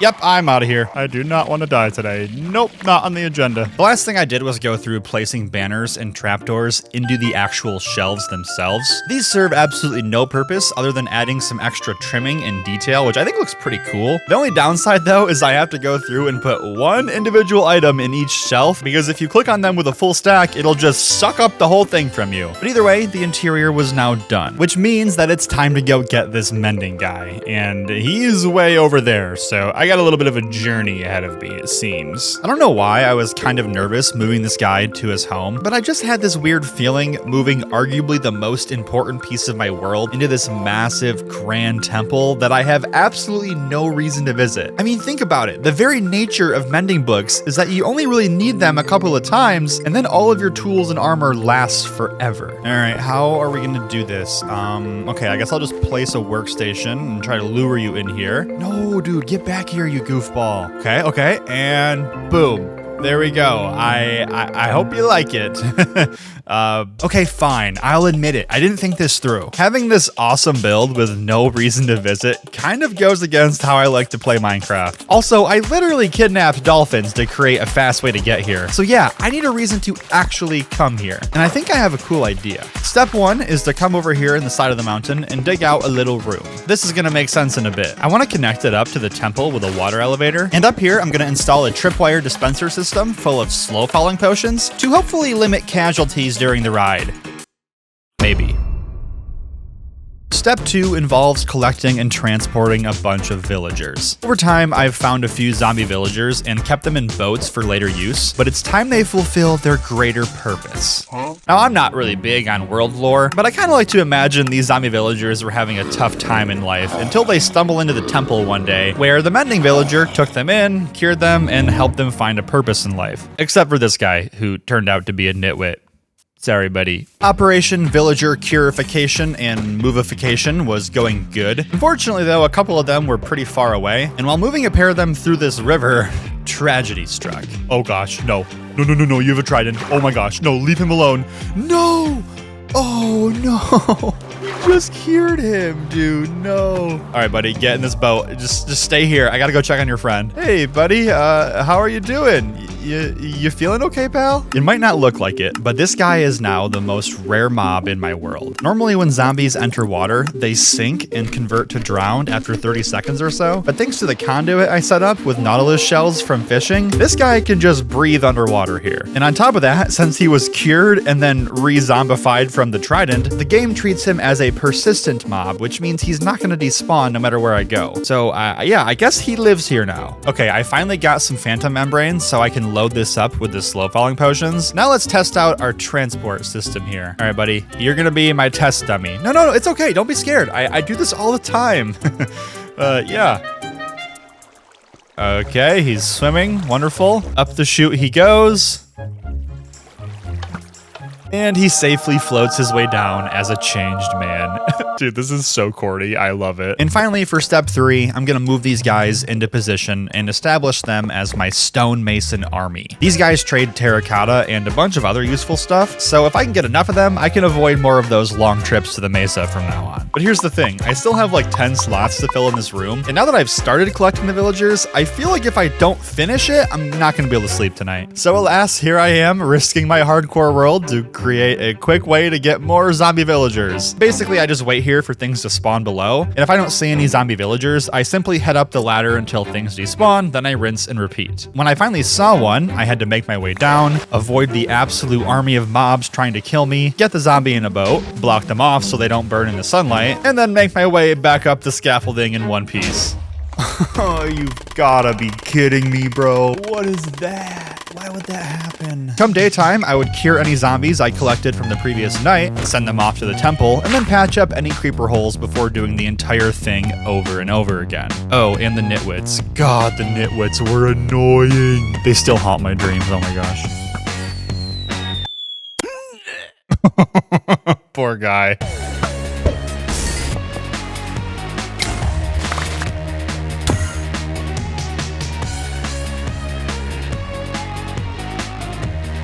All right, this guy is in, which means there's just one final spot left to fill. And as I collected the final villager, I couldn't help but feel a huge sense of pride. This is the biggest thing I've built so far, and it has me so inspired to keep expanding in this world. Yes, he's in. Oh my gosh, I've done it. Seriously though, let me know in the comments if you think my obsession with a random temple in Baton was worth it, or if I just have ADHD. It's probably the ADHD. Thanks so much for watching, guys. I'll see you in the next one.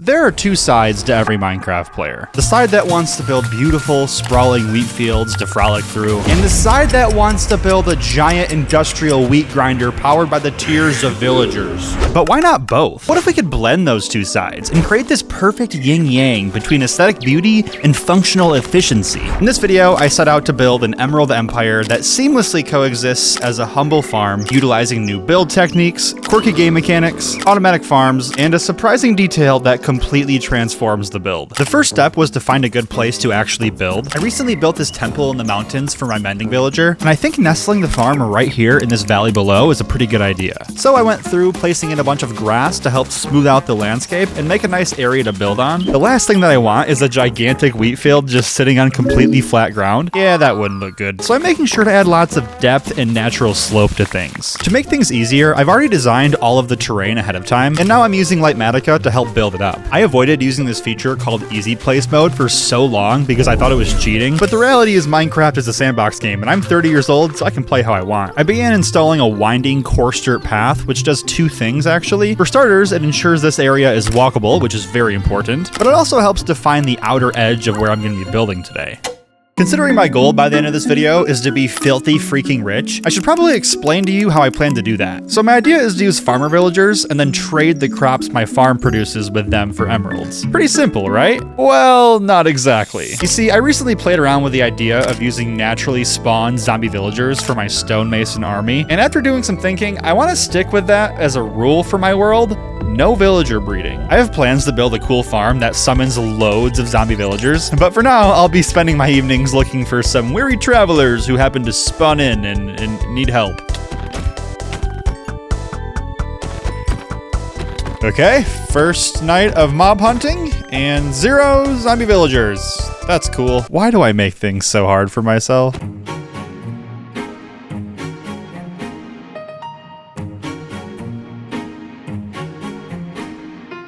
Normally, I like to gather all of the materials I need for a build at the beginning, and then just absolutely go through and 3D print my way through the building process, but that can be kind of tedious, and also it's just not as fun. I just love taking a bunch of mini breaks from building to go on side quests and get more materials.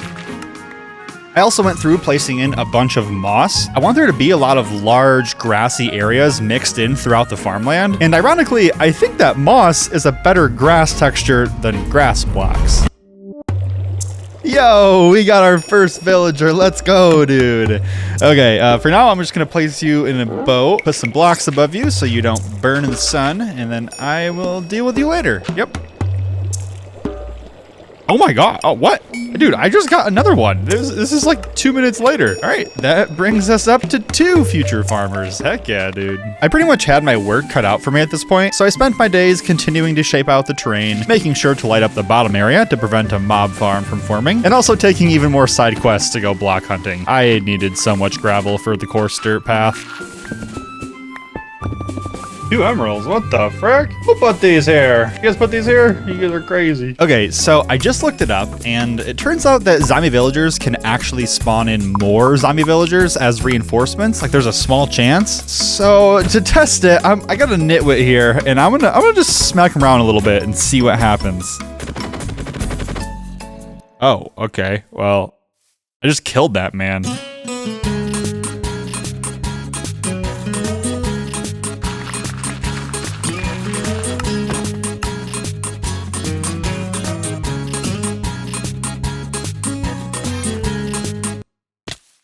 Okay, so the main shape of the terrain is all installed, but it looks really weird right now because I have to build up all the rocky formations that actually support it. Now, the block palette I have in mind is really simple. For starters, I'm gonna need some andesite, which I have plenty of. I'll need some pale moss, which I can very easily grab from inside this little cave that I use for moss collection. Next, I need some light gray concrete powder, which is really nice for lighter stone colors. I pretty much just need to grab some more gravel here, slaughter a few squids for black dye, combine that with some white dye from my bone meal farm, a little bit of sand, and there we go. In the last block is some acacia wood, which is just chopping trees.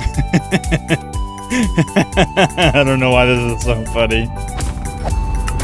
Now, I understand these blocks don't make any functional sense being together, but it's way more fun to use building blocks for their shades and colors as opposed to what their functional purpose would be. The light gray concrete powder really helps simulate where the sun would be shining, whereas the pale moss and acacia wood help showcase shadowy, darker bits. It just makes the terrain have so much more interest rather than if it was built out of purely just stone or something. Before long, I went through installing the leftmost edge of the rock formations. These help form the left side bounding box of the build area. Paired with the coarse dirt path at the bottom and the river on the right, I just had to address the top side, which I'll handle soon. You probably can't help but notice that the terrain kind of looks like Swiss cheese right now, and that's because these holes are going to actually hold the water sources for my farmland. I know technically crops can grow without water, but it's really slow, and also it just looks so much better when it's hydrated. To make things easier on myself though, I set off into the nearby mountain range to grab a bunch of regular ice blocks. Each one of these is technically a water source, so they're really convenient to use. What the? Why is there a lava lake here, bro? Like, what? Why?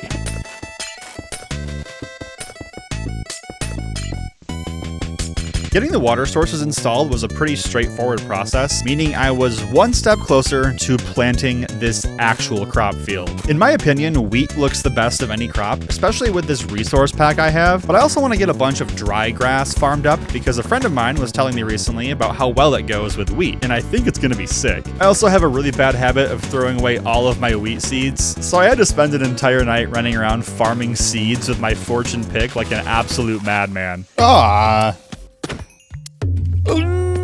No.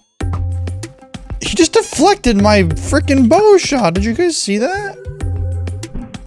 I've never showed this guy in a video, but there's one single villager still alive in the nearby village, and this guy is my only source of emeralds right now. So I was able to trade some spare wheat with him to get some emeralds for a mending book on my hoe, and after a quick tool repair at my XP farm, it was time to commence the field planting.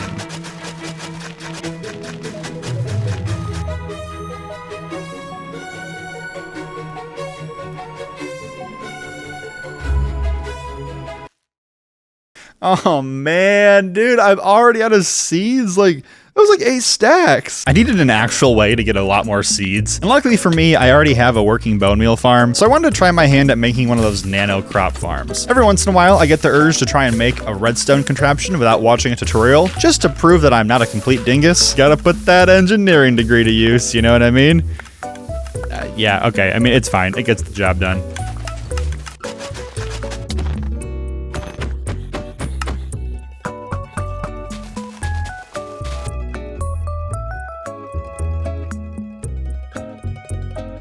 How to seeds again? Oh my, dude! I'm gonna be farming seeds forever if at this rate. What is the deal? Oh, it looks so good though. Come here, big fella. Why don't you just trample all my crops, why don't you? Yep, come on, trample them away. Now that the big wheat fields are finally installed, it's time to address this upper edge of the terrain. Now my plan is eventually to transform this entire mountain with the temple into custom terrain and blend everything together, but that is not gonna happen in this video. So instead, I'm just gonna install a big, huge wall here for now, which might sound silly, but hear me out. It's super important to have a good understanding of the scope of a project when you're working on something, and by having a literal bounding box and saying, I must build within this area, it prevents me from experiencing scope creep, which is where the scale of the project slowly gets bigger and bigger without you realizing it. And before long, you're burnt out and it's been 4 months since you've uploaded. Besides, this is a really important part of any big project. Like when I was in engineering school, the very first thing we did with our semester projects was define a clear scope, and we had to have weekly meetings with our professor to ensure we stayed on track. This is like half the reason why project managers exist in the real world. But here in my Minecraft world, I'm the project manager. Like, it all comes back to me. So yeah, we get a big deep slate wall, and honestly, it doesn't look that bad. I kind of like it right now. All right, so the terrain is all sorted out now, which is really great. Like, I think it looks so good, but this is just the first step of what I have to do. Right away, I began building up a farmhouse to sit in the middle of the farm. I feel like this grassy area here is just perfect to build on. I was really heavily inspired by this old German farm building sketch that I found online. The bottom section is a deep slate foundation filled with tons of texture, big windows, and even an archway, which I got to use beehives in, and I think it looks super cool.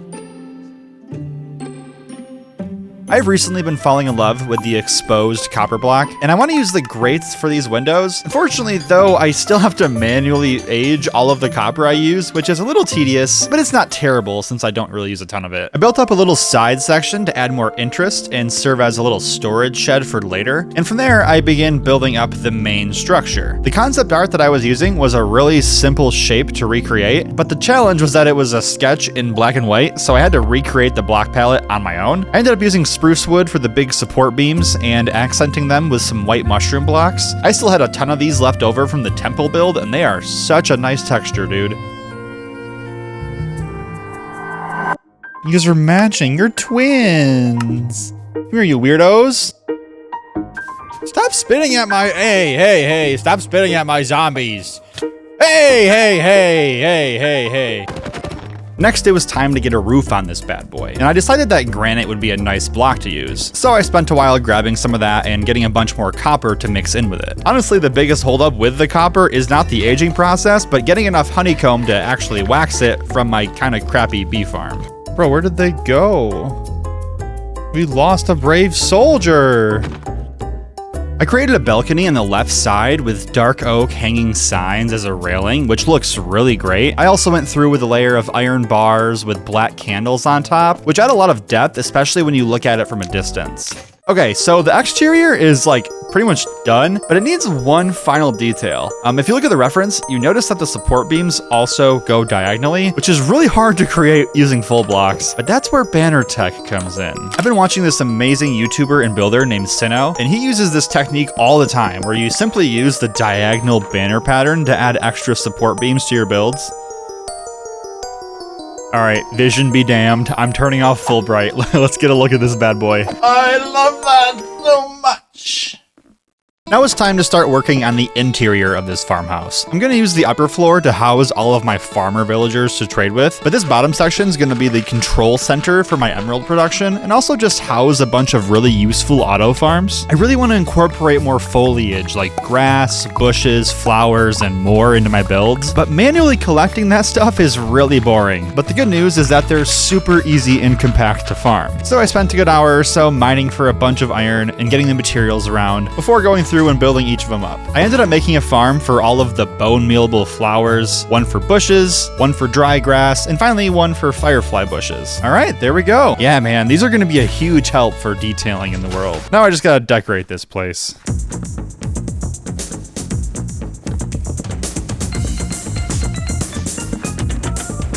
Oh yeah, it's looking so nice. But the ceiling, I have an idea for the ceiling.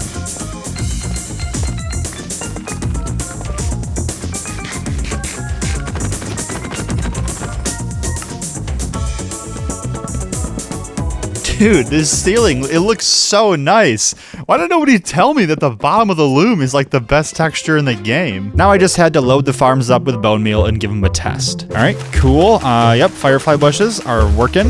Dry grass, yep, seems to be good. The flower farm is doing its thing. And the bush farm, okay, it's not working because it needs way more bone meal, which is a bit of a problem. Pretty much the first auto farm I made in my entire world was this simple bone meal maker, but I'm gonna need a lot more than this thing can produce to sustain all of these farms, especially because there's still one more farm I plan to build later in the video that uses a ton more bone meal. Now the good news is that you can actually just stack multiple modules of this same farm on top of each other to increase production, but the bad news is that I didn't give myself enough space to do that. So I spent a while clearing a massive area next to the original farm and building up an additional module.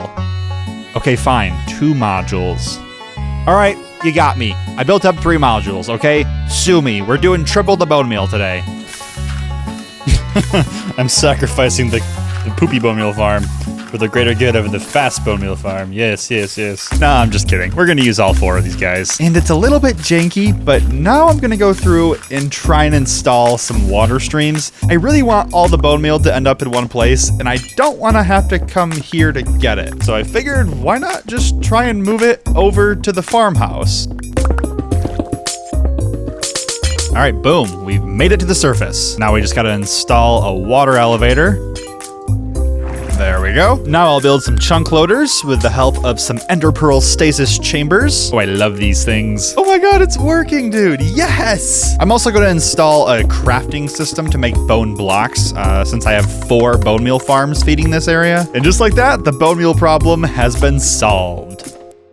The next day, I set out on a mission to get one final foliage block to help with my building, regular grass. This stuff is notoriously annoying to farm because whenever you bone meal it, flowers spread. However, there are a few biomes where this doesn't happen, one of which being mountains, which I have no shortage of. All right, as long as it says snowy slopes up there, only grass should grow in, which is gonna be so convenient. Let's see, does this work? Yeah, I think it actually does. I don't want any more comments telling me to go touch grass, because I'm touching a lot of grass, okay? I spent my afternoon going through adding in all of the new foliage to my grassy area. It's honestly amazing how much this one detail really just elevates a build and makes it feel alive.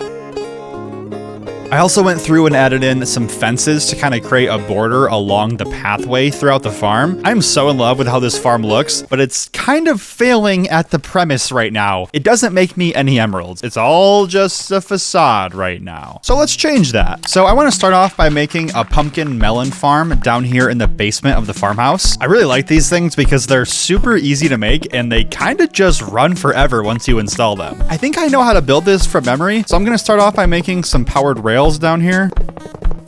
These are going to actually collect everything.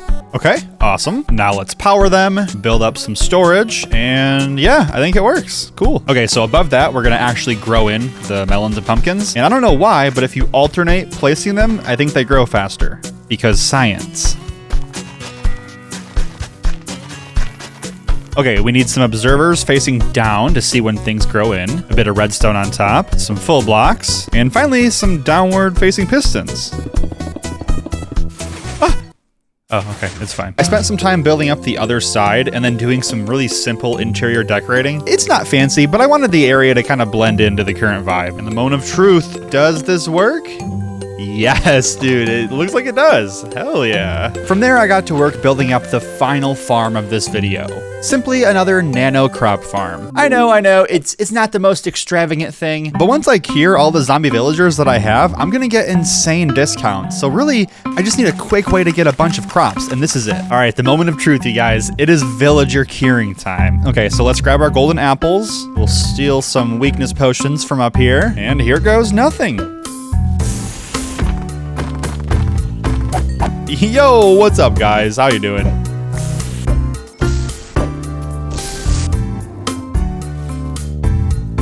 No, stop that. Ooh, okay, you're a nitwit, but luckily for you, I'm not gonna kill you because somebody left a good comment on my last video and they were saying I can use you to power my iron farm, which I need to build still. I decided the best way to move the villagers would be to leave them in boats and then just simply pull them along with leads up through the side balcony I made. Okay, I think they're up here. Now I think if I just place down some workstations, they should pathfind in, right? Yeah, it looks like they do. Cool. Oh man, I'm gonna be so freaking rich, dude. Oh, I can't wait. Okay, let's farm a bunch of carrots and potatoes. I think that's our best bet. And let's just start trading, dude.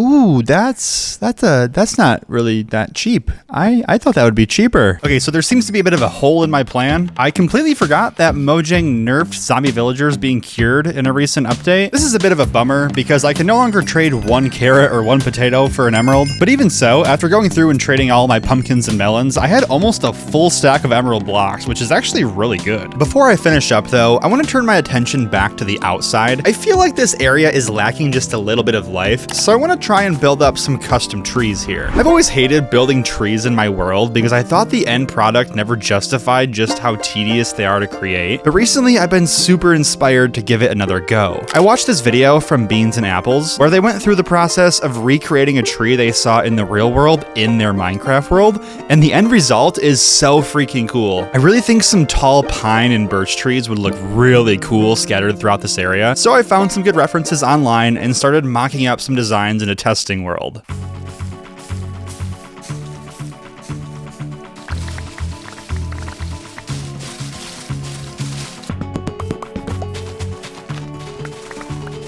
I think it's time we go find our happy gas. I think he's somewhere here in the mountains. Come on, Judge Judy. It's time to get back to work, my guy. I really tried to make some of these trees bigger than I thought they needed to be. When the whole forest is in place, I really want to feel small, like I'm surrounded by this dense foliage. All right, the first tree is in, and oh, I like this. Yeah, this is looking good. But right away, I was noticing a problem. I don't really like the happy gas, I'm learning. Yeah, like he's so slow and awkward, and I can't reach the ground. It's not really good for building, I'm finding. So I'm gonna go do the thing that I've been avoiding for nearly 600 in-game days, and I'm gonna go get an elytra, purely so I can build trees easier. I think that's justified.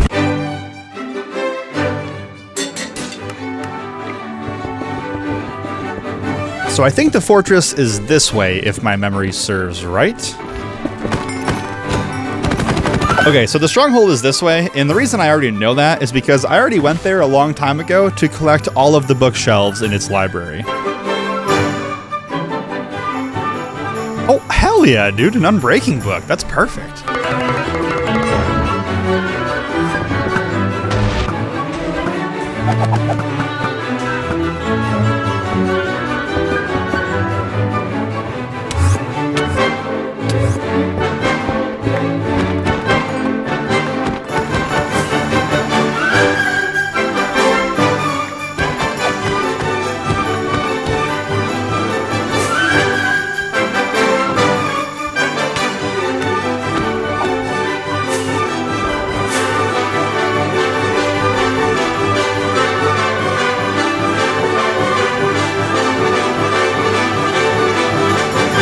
Yeah, if you can't tell, I just watched the Nutcracker. It was awesome. All right, let's get our mending and unbreaking books on the wings. There we go. And now I can actually start building trees for real this time. I spent the next few hours going through building up a ton of trees. I really tried making them with differing heights to show that the forest is alive and always changing. I also really wanted to build a small wishing well behind the house. I've been playing through the old Zelda games and they always use these wells as little pathways into secret areas. So let me know if you have any ideas for that. I am so happy with how this area has turned out, and honestly, it just has me more excited to keep expanding this world and building more. So if you have any ideas for things I should create, please let me know. Thank you guys so much for watching, and I will see you next year.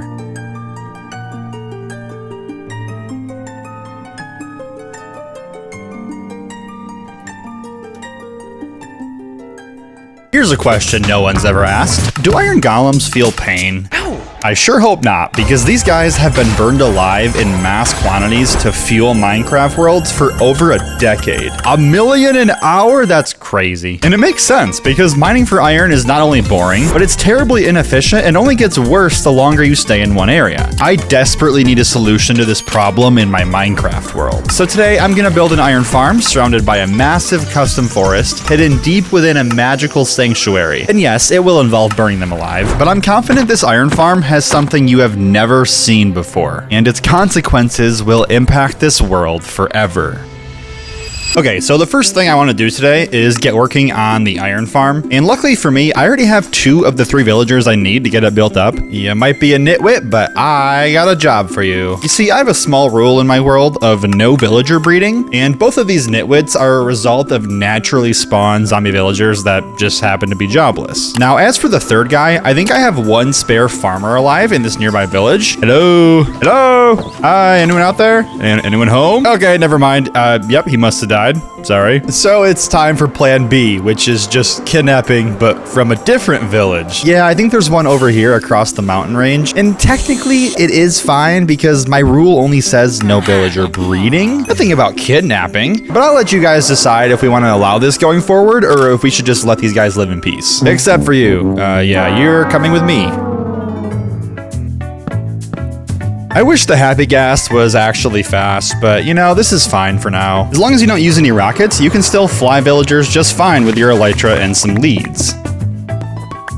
Right now, I'm just building up ENX04's iron farm. All right, let's steal some beds. I don't want to know why these are yellow. It takes less than 1 Minecraft day to build, since it's quite literally designed to be made on your first Minecraft day. Come on, guys, it's work time. And I don't really see a reason to build a different one when it's just me who plays in this world. Now we just need a zombie, and then we'll push you guys into your hole. Okay, there we go. The farm is done. But what if I told you that this iron farm is fake? Okay, you'd probably just call me a liar because it clearly is a real working iron farm. It's just not what I'm gonna actually be building today. You see, I realized early on in the designing process that I'm gonna need a haste 2 beacon to help me dig a really big hole for the actual main build. So this is just a little temporary thing to kind of work in the background while I get working on other things. Speaking of other things, I think it's time that I tackled the first of 3 big tasks today. That being the forest. In my last video, I went and got myself an elytra purely to help me fly and hop around like a little gremlin dude and build custom trees easier. And while that still holds true, the real reason I did it is because now I have access to shulker boxes. So the first thing I did was go on a little adventure to do some end busting. Unrelated side note, I love doing this thing where instead of using the end gateways like you're supposed to, I just kind of take off flying over the void. It just gets the old heart racing enough to make me feel alive. And there's this really cool point during the 1,000 block journey where the main end island unloads, but the outer ones haven't loaded in yet. And you just kind of get to pretend that you're a little asteroid floating through outer space. I don't know, man. It's kind of cool. I'd highly recommend it until my elytra broke and then I went spiraling down into the void. No, I'm just kidding. Did I scare you though? All right, timer for 1 hour and let's do this thing. Yeah, let's go. I might as well take the elytra, I guess. And the dragon heads? I mean, yeah, I guess so. It's kind of funny how the normal Minecraft progression system just completely snowballs once you get an elytra. I now have 11 pairs of wings that I will never need to use, on top of all the other end city loot like diamonds, shulker shells, ender chests, and beetroot seeds. And if you think about it, this is kind of how billionaires exist in real life. Like they use their money, or wings in this case, to give themselves exclusive access to even more money until they have way more riches than any human being should ever have access to. Pretty fun stuff, man, if you ask me. Okay, capitalistic rant aside, I managed to get enough shells for 26 shulker boxes, which should be more than enough to help me work more efficiently. And it also means that I can start working on this forest over here, because right now it doesn't really look like a forest. There's nothing here. Now, building a massive custom forest entirely by hand is a little bit of a daunting task. So to help me out, I've created a patent-pending 7-step process that'll guide me. That's right, 7 steps. Okay, so I've gone through and just removed the extra oak and birch trees, as well as this big pile of acacia trees that I've been farming up. So let's get into step 1, natural features. It's important to understand that forests often have more than just trees, and I want mine to have a central pond with winding water streams flowing throughout. And I think it's important to plan out any of these key landscape features ahead of time, because if I just went through building a bunch of trees, it'd be kind of hard to go back through and then actually put in some of these cool things. Okay, so this is going to be the pond. I think the size is pretty good, and if I just go through spam clicking with this here water bottle, we can turn the floor into mud, and then just a little bit of bone meal spammed around, and yeah,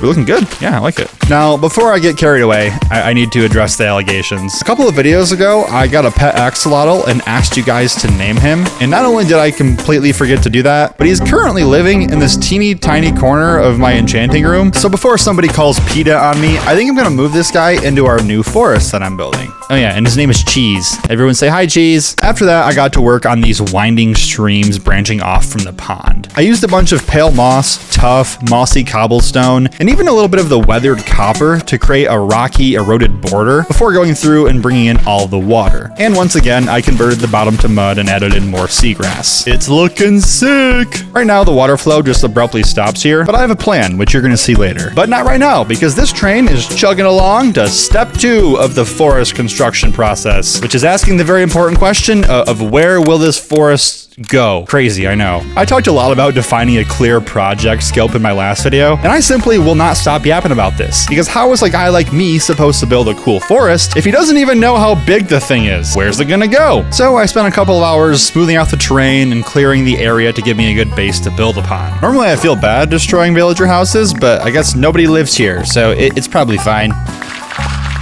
I used to hide from these harsh, unfinished edges that outline my builds, but I'm kind of learning to embrace them. I mean, yeah, it looks a little funky right now, don't get me wrong, but it's an important reminder that this world is something I'm going to be working on for a really long time, and things are never going to be completely finished. And instead of hyperfixating on what I didn't get done, I think it's far more productive to focus on what I can do right now, which is going to be a lot, considering the area I just outlined is pretty dang big. Now, you're probably thinking the forest is actually about done, but if you zoom in really close, we can see that it's missing a very important detail. Bees. Okay, wait, no, the bees are coming in later. What I meant to say was trees. I spent a lot of time thinking about what kind of forest I want this to be, but I keep circling back to these pine and birch trees I built near my farmhouse. Not only do they look pretty cool, but they're also super duper tall, so when I build over 100 of them, I'm gonna feel like a small little guy walking through them. And you know, I think we all deserve to feel like a small little guy sometimes. The issue with building big custom trees is that they are expensive. You gotta have a thick wallet to build these bad boys. Here's the material list for just one of these bad boys. Firstly, we're gonna need leaves. I'm using azalea mostly. I've been sleeping on these things for like 5 years, but they are so great and they are super easy to collect. And to get a nice little treat left behind with all the rooted dirt that they produce. The other cool thing about this setup is that whenever my hoe gets low on durability, I can just pay a visit to my new farmers and trade with them to repair it, and they get me right as rain. They're good guys, those people. No, buddy, no, dude, what are you doing? What are you doing? Oh, wait, you're actually using the ladder? Okay. Oh my god, you're stuck now. You're stuck. Your head is stuck in the ceiling. What is going on right now? Oh my god. I also need a bunch of birch leaves for the birch trees. Shocking, I know. And for some reason, these things are just a little more awkward to collect. I ended up flying out to a kind of close, but far enough away that I don't really care about it birch forest and just dismantling the entire thing. Remember, kids, deforestation is actually okay as long as it doesn't impact you. Okay, so we have leaves settled now, but there's still more stuff we need to build trees. If you look at a real tree, one of the main differences between them and regular Minecraft ones is that they kind of vary in thickness as they grow taller. Luckily, this is really easy to recreate with things like walls and fences. The next thing that separates a hand-built tree from the regular guys is that they have actual branches. Wild concept. I know, I'm blowing your mind here, but I like using various slabs and fence gates for these. We'll do spruce slabs for the pine trees and pale oak for the birch trees. You see, all of these details are really important because they help you nail in the shape, which is arguably the most crucial part of designing a cool tree, and it's definitely something I'm still working on. For instance, this first tree looks really good from certain angles. Hold on, dude, did I just cook? That looks so good. And then from other angles, it looks like it was squished in a waffle iron, so I don't really know. Because this is my first big forest project, I wanted to keep things pretty simple, so I designed like 8 or 9 different variants, and then my plan was just to simply rotate and reuse them throughout the forest. Gasp, I know, I'm lazy. But I want to show you that building a cool forest isn't actually that difficult if you have the time and patience. Alright, so I just finished the first row of the trees here. They look pretty good, but we're kind of entering the awkward phase of building a forest. Here's a super scientific graph that I made with percentage of trees built on the x-axis and how good it looks on the y-axis. The idea is that with just 1 or 2 trees built in, things look pretty good because you don't really have an idea of like the actual scale yet. But what happens is the more trees you build, the more trees you realize you still have to build, and then things look kind of weird for a while. But just like puberty, the only way out is through. Okay, that was a weird thing to say. I'm gonna build trees now.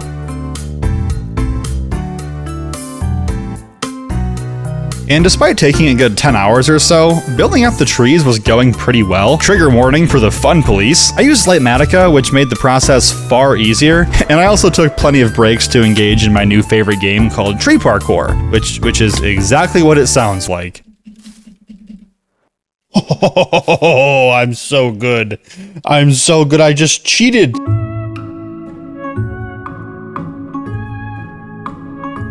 Okay, and with all the trees installed, this is actually starting to look like a real forest, so that's pretty cool. But it could be better. You see, right now, it looks like some omnipotent jerkface just snapped his fingers, and then all of a sudden, a bunch of trees were generated at the same moment, because they're all the exact same height. Now, I don't know when the last time it was you were in a forest, but that's not how things work. Trees are constantly growing, dying, dropping their seeds, and fighting for sunlight in this ever-continual process of nature. All of that to say, for step 4, we need some smaller trees. Specifically, we need little teeny tiny guys ranging all the way up to the medium fellas. Basically anything that makes this forest seem like we are simply viewing a living ecosystem at a random snapshot of time, as opposed to this stagnant being.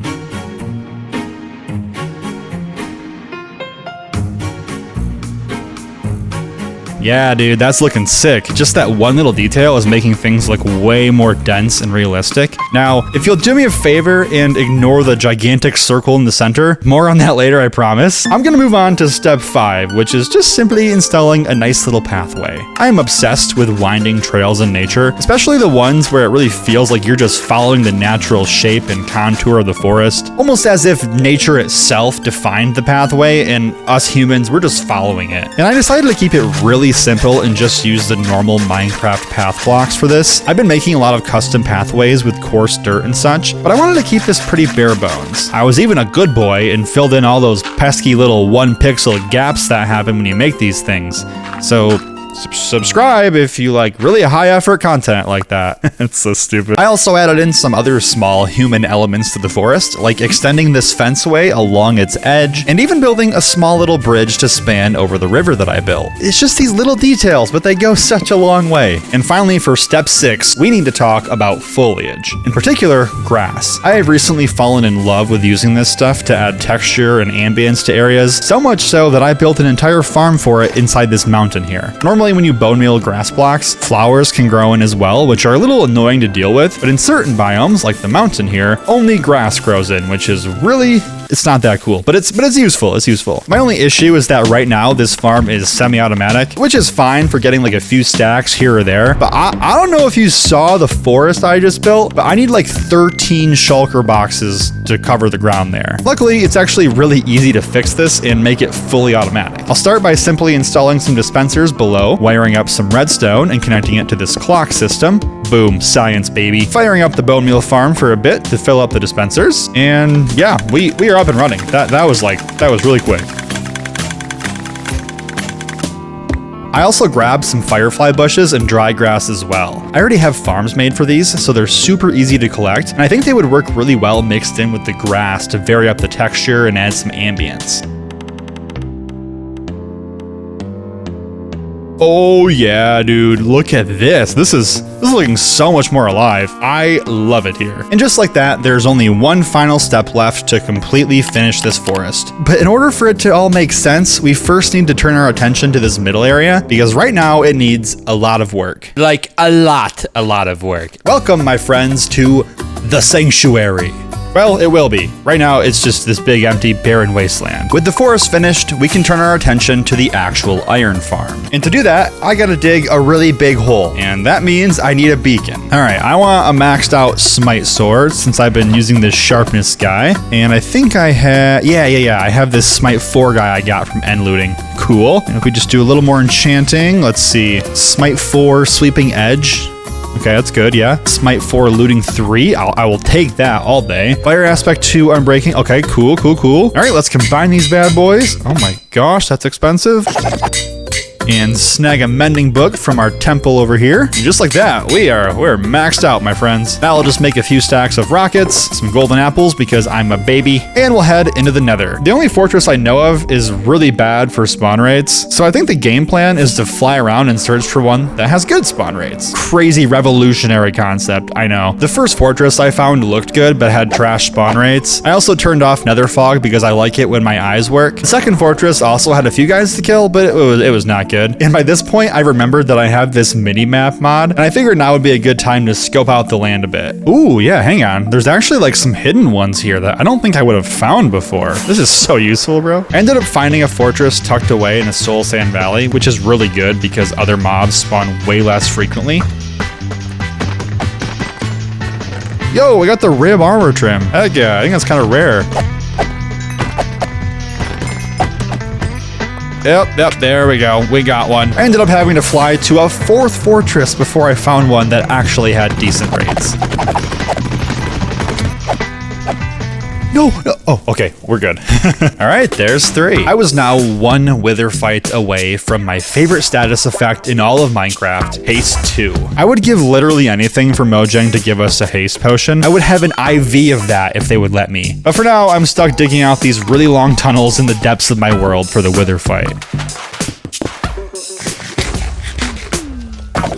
Apart from being a pretty reliable wither killing method, doing the fight down here serves another purpose. Because once you get into the 2nd phase of the wither fight, it stops flying like crazy and just sort of begins to bore directly towards you in this really calculated manner. And if you can keep it in this state, it turns into a pretty reliable cobbled deep slate farm. All right. We got him. He's dead, folks. And oh my gosh, that was the easiest 12 stacks of deep slate I have ever gotten. So without further ado, commence the Haste 2 mining. You have no idea how excited I am right now. Just kidding. I do not have efficiency 5 apparently.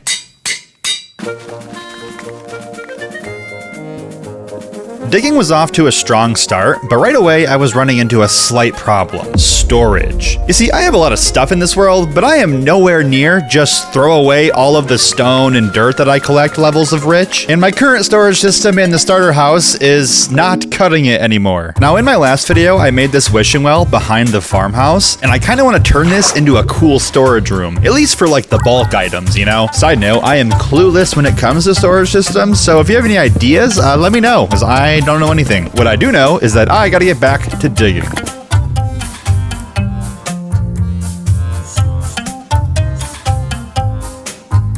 Alright, now that I've dug a pretty moderately sized hole, I should go ahead and walk you through my game plan here. The main inspiration for this build comes from one of my favorite games ever, Baldur's Gate 3. Very early in Act 1, sunken deep within a forest, lies the Emerald Grove. Home to the Druids, aka the people said to, quote, claim no mastery over nature, but see themselves as an extension of its indomitable will. These holy grounds surround the sacred pool, where magical druidic rituals are performed. It's full of statues, runes, relics, cool rocks, grass, foliage, and being sunken into the earth a little bit adds just a ton of immersion when you're in the area. And I'm gonna build this, or at least I'm gonna try to. Now the first part I want to tackle is the actual ground. This is a nice mix of stones as well as some various dirts and grasses, so the block palette is pretty simple. I'll need some dirt, and coarse dirt, and rooted dirt. I'll also need some moss for various green tones, and I could get away with just using regular stone, but I want to mix in some andesite as well as some dead coral, which does require a little adventure to a coral reef. Quick little side note, I downloaded this mod called Voxy, which lets you have super high render distance but maintain good frames. So now we can see our temple from 2,000 blocks away. It does, however, kind of glitch out with chunks I haven't visited yet though, almost like I'm flying over the void, which is like a really trippy feeling. Is this how flat earthers feel? What is this mushroom island? Hello? Explain this, Minecraft. I am so confused. Well. Get it? Because you guys are standing on top of a well. All right, I finally made it to a coral reef, and I think I need the blue one. Yeah, it's this one. Wait, no, there's new stuff I need. Hang on. Ah, hey, I'm trying to kill you. Yeah, look, there's new guys to ride. Oh my gosh, I forgot about the new guys. Ooh, I get water breathing, and I have this dash maneuver. That's kind of cool. Okay, I spent 5 minutes riding this guy, getting the coral that I need. But what do I do with him now? do I just leave him here? Because I'm not bringing him back home. That's like 3,000 blocks. I mean, yeah, I guess I'm leaving him here. On the way home, I encountered my very first zombie horse as well, which was... That was really easy to kill. Before flying back home over the void and placing down all of the coral to dry out. I just want to say, if you're enjoying this video, you should join my Discord. Hop in, say hi. There's some really nice people there. Very friendly.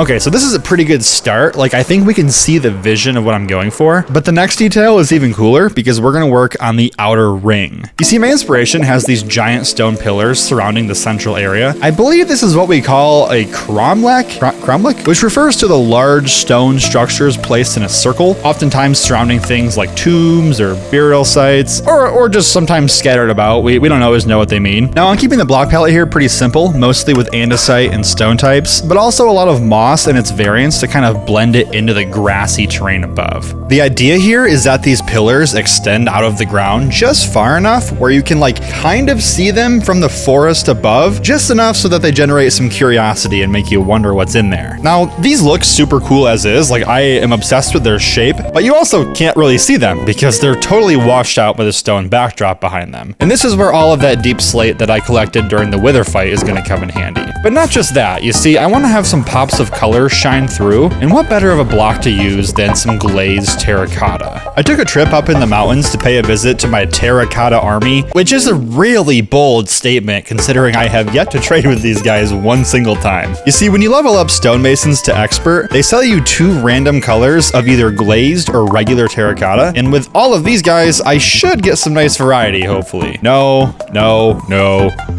Okay, this guy sells red, that's good. Ooh, okay, we got a yellow, nice, I need this one, and an orange, sick, and some black. Okay, awesome, cool. Okay, I just gotta smelt some of these up, but we are good to go. I also took a moment to collect up some shroom lights because I want the walls to have a subtle glow that really shines through at nighttime. Using the cobbled deep slate as the main block really makes the glazed terracotta behind shine through. I had a lot of fun designing these random shapes in the walls with a bunch of stairs and slabs, even some walls, almost like these runes were etched into the architecture that allow magic to flow through. To be honest, I kind of just looked at the Baldur's Gate spells and tried to recreate some of the shapes. It's very approximate, but the really great part is that now the pillars I made look way cooler. And before I move on, I want to go back to something I made way earlier in the video. If you recall, I made a pair of winding streams up in the forest that just sort of come to a stop, but I think turning them into some waterfalls that lead down into the sanctuary is a really cool idea. It turns out that regular Minecraft waterfalls are just a little bit boring. It's kind of funny when you use these cobwebs and a bunch of white, gray, and light blue glass and panes. It really does look like a fast, rushing, intense waterfall, when in reality it is far more stationary than actual regular water is. That's like one of the best parts about Minecraft. There are like so many ways to use blocks that make them seem alive. I took some very loose inspiration from the big doorways in Baldur's Gate and made my own version with some glazed terracotta and some deep slate slabs and stairs to kind of make it look like some patterns are etched into the design of it. I also added in some warped fences along the top to serve as a border. I want the only way to get down into this place to be through one central staircase. Now it's time to address the most important part of this entire build: magic. Now, I realize that's kind of a bold claim, but I have some pretty cool ideas. I mean, I already built the runes kind of etched into the walls below, so I went through and using some of the end rods that I collected while end looting earlier, along with some green glass panes and lightning rods, I went through building up these floating spires extending out of the pillars. I kind of like to imagine that the energy is being channeled from below and then it gets funneled up through these pillars. I also really just love how it looks at nighttime. That's mostly why I did this. Okay, so I'm having a ton of fun working on the build, and I have so many more ideas, but before I work on any more of that, I probably should actually build the iron farm, because after all, that is what this video is about. So my main idea is to build 4 separate small iron farms in each of these 4 quadrants. And then through a series of water streams, I'll funnel the golems into the center into one central kill chamber. The first thing that I want to do is actually start digging out this central area, and I'm going to spread a bunch of moss with bone meal and then use my hoe to dig out this area. Not because it's faster, it's actually slower, but because I can never seem to have enough moss. Like, I go through this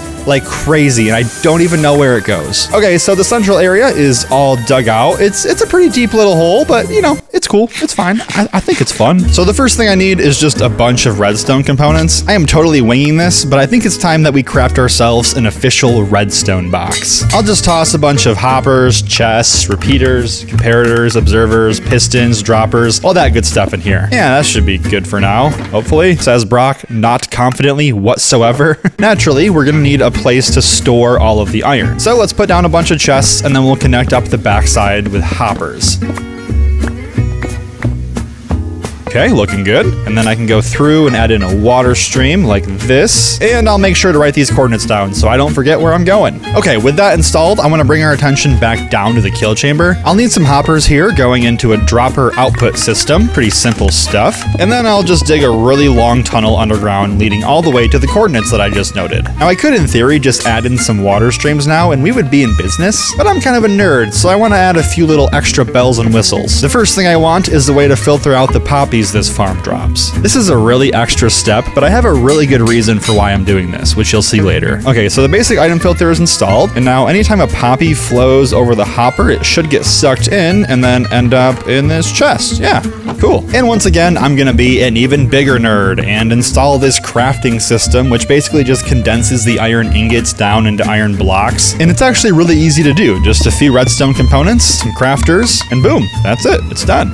Now I just connect this output up to another water stream, install an item elevator with some soul sand and a bubble column, and there we go. I think we are good. I added in some fence gates over the central hoppers and then got busy flooding the inner chamber with water streams to push everything into the center. Before proceeding though, I did do a quick test of the system by just tossing in a bunch of iron ingots and poppies, and I'm glad I did because, wait, I don't think it's working. There should be iron in these chests. Yeah, hang on, something's not right here. Oh, the poppies are getting dispensed too quickly, and then they're ending up in our crafting system and clogging everything up. Oh, it's just a nightmare. Luckily, it was actually an easy fix. I just had to build a different item dropper system with a repeater delay, and after a second test. Okay, so I have 16 blocks of iron in this chest. I'm gonna throw in 8 more, and we should have, yeah, 24. Perfect. Okay, it works now. The last thing that I need here is, well, an iron farm. And I'm gonna keep things really simple and just build the exact same design I made earlier in the video. Come this way, come this way.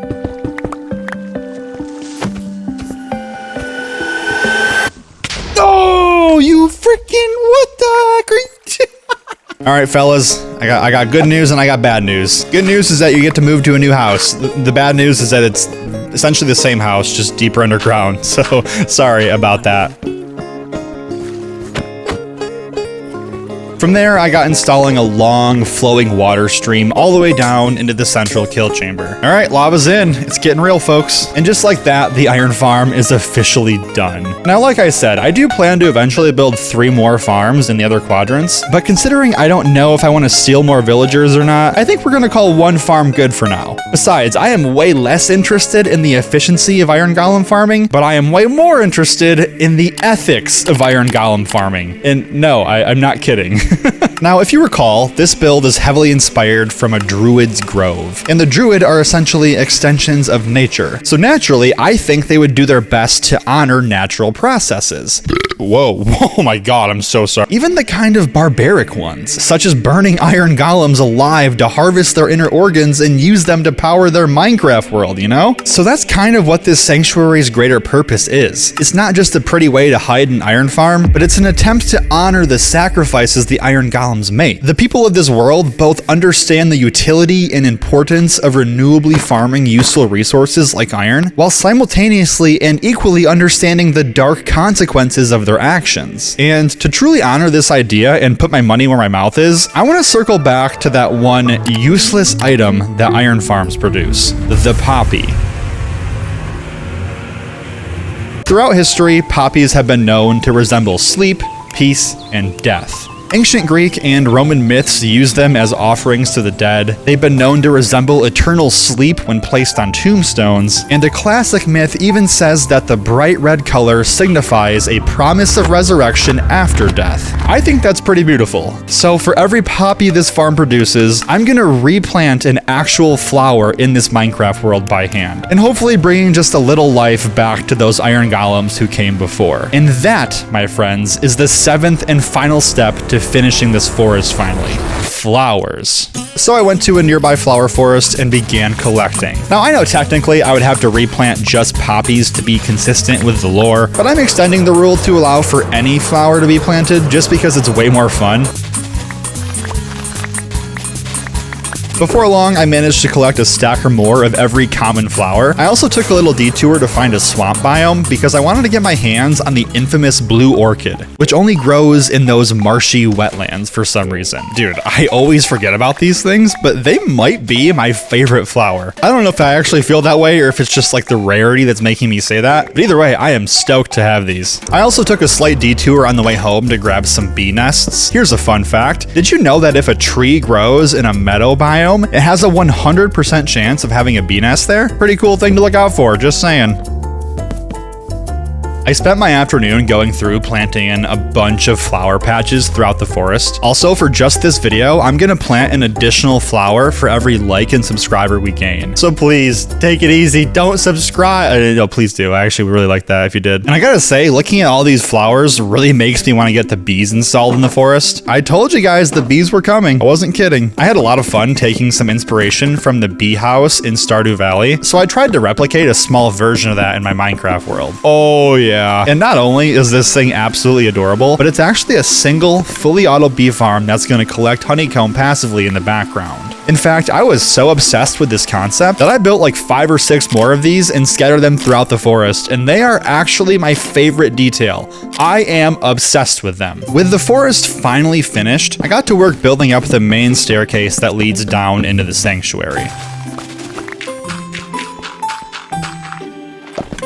I also installed a bunch of grass, foliage, flowers, including a big poppy field around the center, which felt fitting. I even added in these little statues around the edges for no real reason other than I think that they look cool. I really want this place to be hidden away, and right now when you're up in the forest, you can kind of see inside of the area pretty well. So I'm gonna go through now and spam in a bunch of bone meal on this grass to make it 2 blocks tall, at least around the edges. I'm not really a fan of the tall grass usually. I think it looks kind of bad, but in this case, I do think it does a great job of just subtly blocking your line of sight. Not being able to fully see directly in forces you to kind of follow your curiosity and take these natural winding pathways leading down into the staircase, and it's not until you walk all the way down and in that you actually see its true beauty. Oh my god, dude, this is so cool. Now, I absolutely could have just ended the video here, and I almost did, but I feel like this place would benefit from just a little more functionality. I mean, yeah, it looks cool, and it does technically function because it is an iron farm, which is what I claimed it would do. But what about this whole idea of replanting every poppy that this farm produces? Like, how am I gonna count them? Am I really just gonna go down this ladder, open this little chest, and count how many poppies there are for the rest of my life? I mean, I could, but no, I'm not gonna do that. So I just spent my entire weekend becoming obsessed with redstone counting systems. I went into this rabbit hole with one goal in mind: help me count poppies.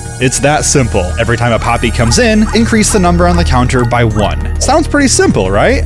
Well, going in, I wanted to develop at least a basic understanding of how this is done, so I began binging my way through Matt Batwing's Logical Redstone Reloaded series. I learned the importance of binary systems because a lot of Minecraft redstone components inherently have on or off states, which is the same thing as a 1 or a 0. I learned about truth tables and basic logic gates, which are like a set of rules and simple redstone circuits to make those rules true. For instance, this is an OR gate, meaning if this lever or this lever is turned on, then the light turns on. By Saturday, I was learning about addition and subtraction, eventually making my way to the lesson on binary counting systems, aka the machine that will hopefully count my poppies. My poppies get counted, I will be a happy man. And it was there I learned that most systems suffer from one flaw. They are limited to 8 bits of length, aka 8-digit numbers. That's like 10 million poppies. But in binary, it's not. It's actually equal to 2 to the 8th power, which is 256 poppies. Now, I don't know how many poppies I'm going to collect over the course of this Minecraft world, but it's more than that. So I did what any desperate man looking for answers would do and started browsing YouTube. I was determined to find a machine that could count my poppies. And every video I found was either obscure, outdated, or required me to build an entire PC within Minecraft. And it was then that I found this video from Monko Games, 24-bit Minecraft counter. That sounds crazy. Like, what? Not only is it real, but it's a super simple design and actually can be configured to any length that you need. I'll explain how it works later, but for now, I just need a place to build it. And I think through this doorway is the perfect spot.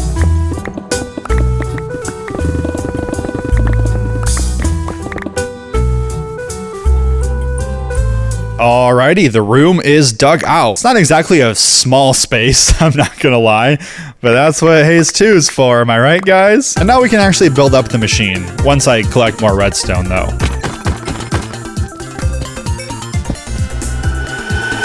Oh my god, this is a massive cave. Holy cow, you just round the corner. Like you're literally in this little crevice. You just round the corner, and it's just as far as the eye can see.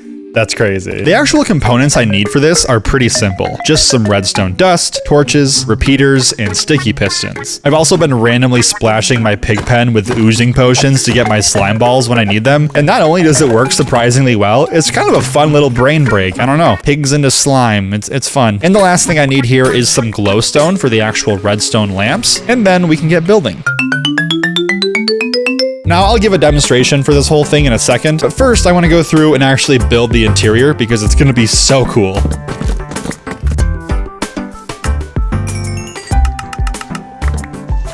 How much grace do I need? 27 of these things? Frankie, stop! Frankie, stop! Stop! Crates are expensive to make, dude. Oh my gosh, that's not very great. Sorry. I'd like to introduce you all to the farts. AKA the Flower Alteration, Recycling, and Transformation System. It took me a week to think of that acronym. If a single one of you complains about it, I swear to God. Here at the Farts, we've learned the ancient ways of converting a poppy into every other flower type in Minecraft. Just don't try it for yourself because it's not real and I just made it up right now. Now I just have to connect this counter up to the poppy filter in the iron farm that I installed earlier.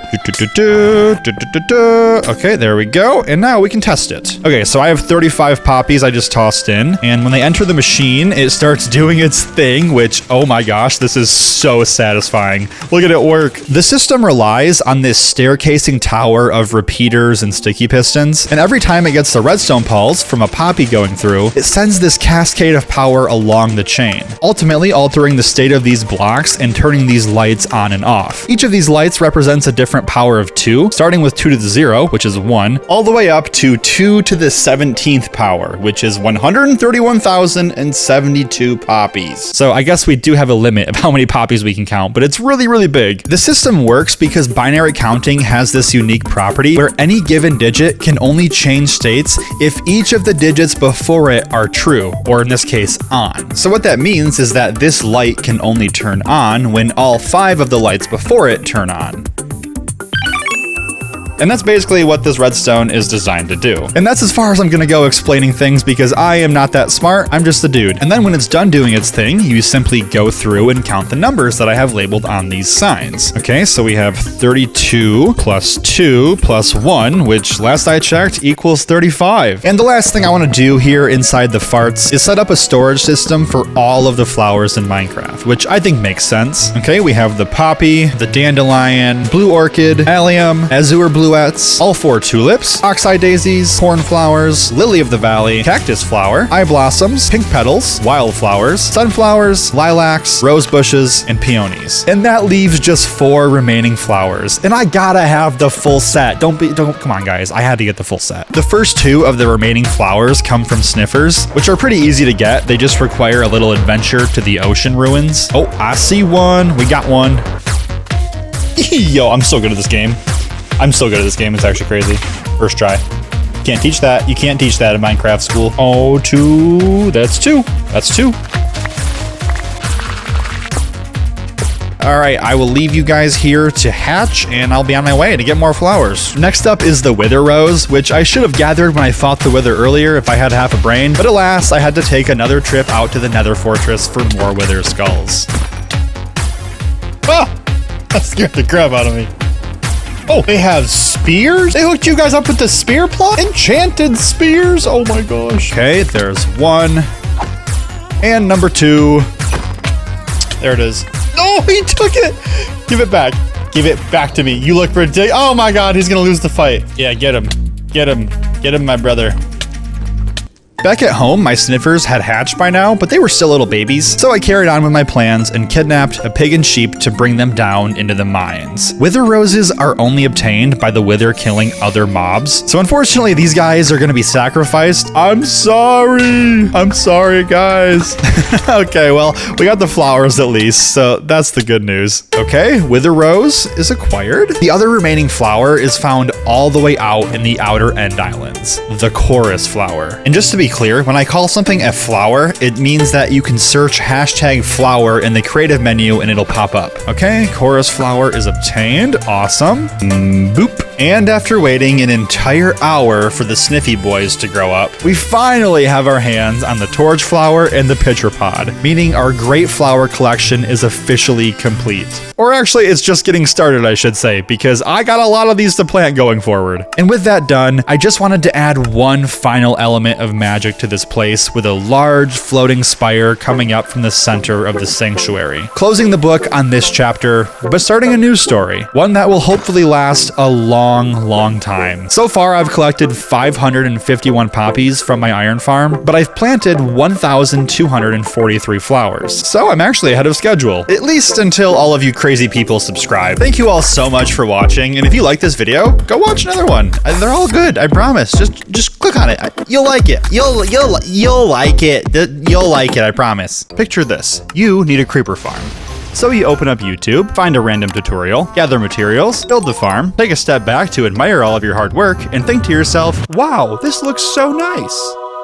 Well, that would be a first, because Minecraft farms are designed for one thing and one thing only. But what if you didn't care about efficiency? What if the idea of a gigantic floating cobblestone box just looming over the ocean haunts your most sinister nightmares? Yeah, I think that might be a me problem. So in this video, I'm gonna set out to build not the best creeper farm, but arguably the worst farm possible, at least on paper, because somehow this ends up being one of the best farms I have ever made. Here's the game plan. Inside of this chest, I have the 3 golden rules of basically any mob farm, and I'm breaking all of them.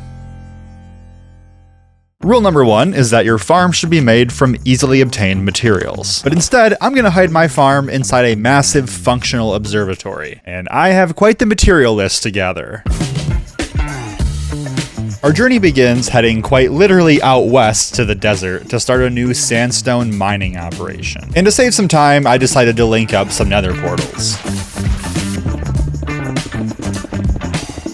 Okay, that should be good for now.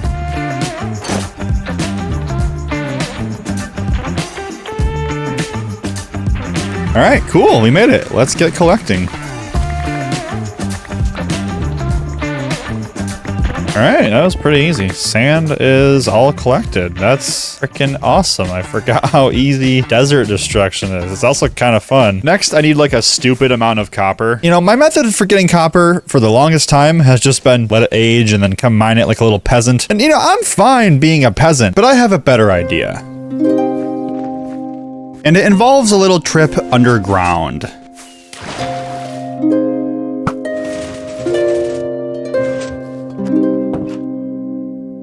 .360 MLG. Cool. I've been keeping a secret deep in the caves. What's up, buddy? How you doing? I know what's wrong with you. You're secretly a villager. My favorite Minecraft mechanic is curing naturally spawned zombie villagers. Oh, there we go. What's up, dude? I mean, think about it. These guys come with a built-in discount, just waiting to be saved from the shackles of zombiehood. And you, sir, are gonna lead me to the land of copper. It's a trial chamber, okay? I need a map. And it also just makes exploring your Minecraft world that much more rewarding. Oh, there's a guy here. Hello? What's up, buddy? But the whole process can be just a little frustrating, to say the least. No, dude. I just cured this guy. That's it. I'm moving. You are coming with me. Come here. Actually, all of you are coming with me. What am I talking about? I really want to keep these guys alive because I have plans to bring them up to the surface and actually use them later in the video. Play my favorite game called Toss the Potato while I wait. Reminds me of my childhood.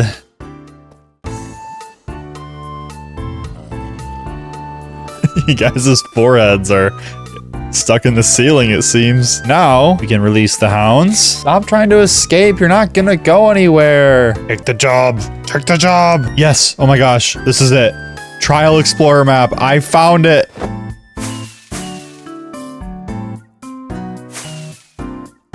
Oh, here it is. I found it. I sniffed it out with my little nose. Okay, 3 torches. 3 torches. That's home. Home is this way. Okay, step 1. I want to loot this bad boy. We need this place to be safe. Ooh, heck yeah, our first key. Let's go, dude.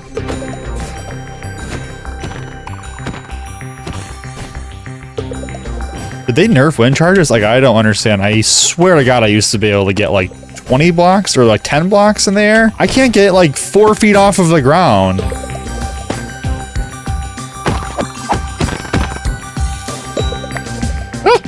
No! Oh my gosh, keys galore. Call me the locksmith, guys. Get it? I hate when they fall. All right, the trial chamber has been officially looted, which means we can move on to step number 2, gambling. I proceeded to spend the next 5 minutes or so opening up vaults. Yeah, it was all trash. I forgot how bad regular keys are. The real reason I'm here is for step number 3, which is to tear this place apart for all of its copper. Dun dun dun.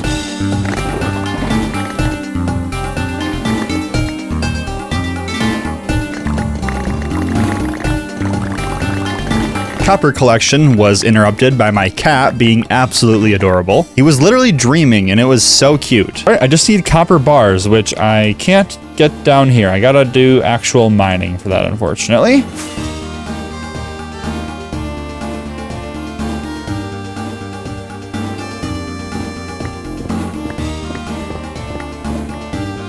Despite a pretty productive afternoon of material gathering, I was beginning to get a little bit nervous. Can't believe it's been 2 hours and I've only gotten sandstone and copper. Not looking good for the rest of the materials if this is the pace we're going at. But I think it'll be quicker. I am confident it'll be quicker, actually.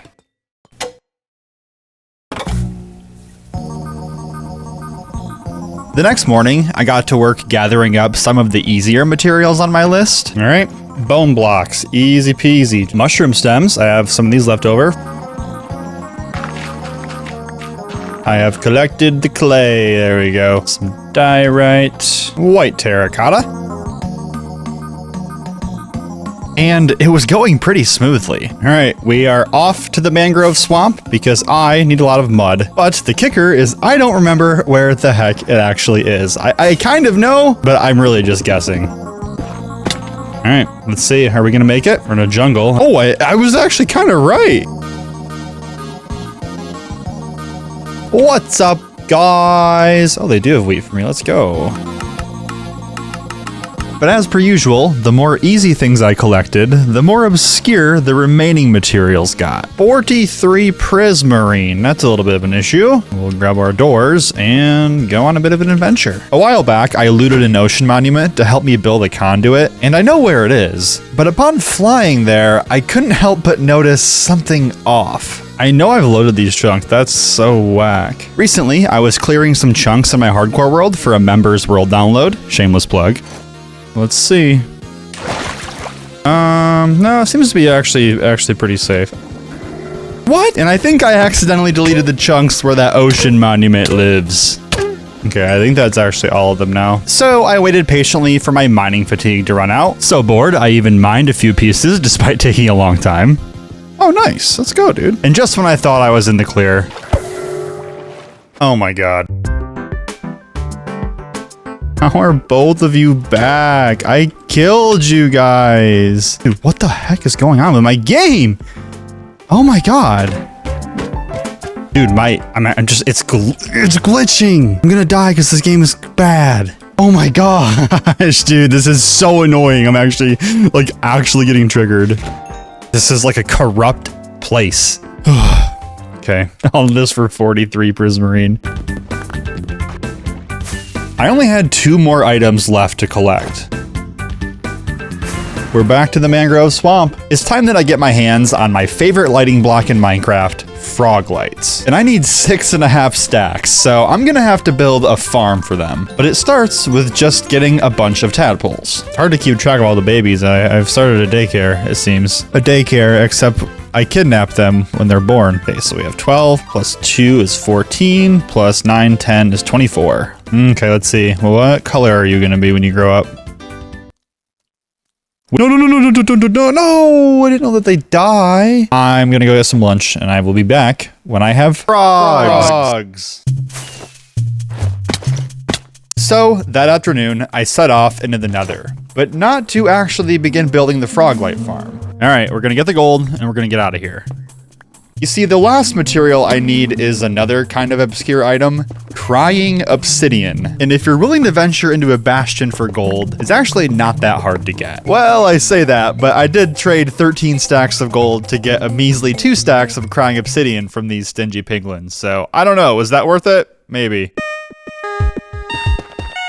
Finally, it was time to stop procrastinating the frog light farm. And luckily for me, my nether is the perfect place to build one. As far as I know, frog lights are the only Minecraft block that you get by digestion. And the basalt deltas here just so happen to be full of magma cubes, aka frog food. I think you see where I'm going with this.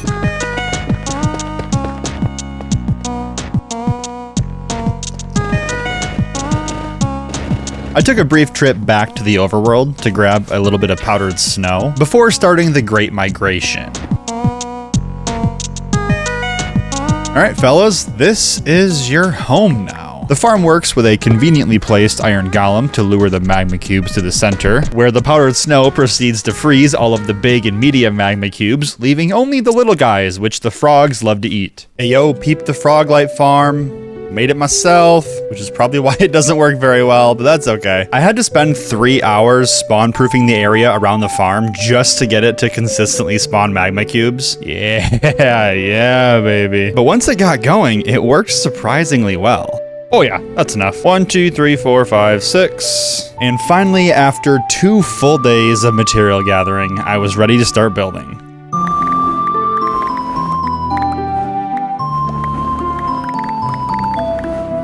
But already, I was running into a little bit of an issue. Oh, frick, I'm drowning.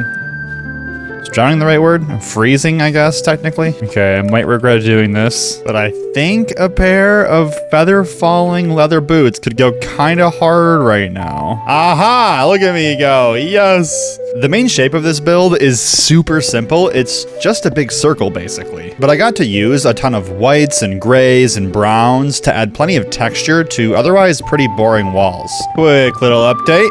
We have windows! Before I could carry on building though, I had to address a problem. I was basically all out of rockets. So for probably the last time in this Minecraft world, I set out to kill creepers by hand. Oh, he's still alive.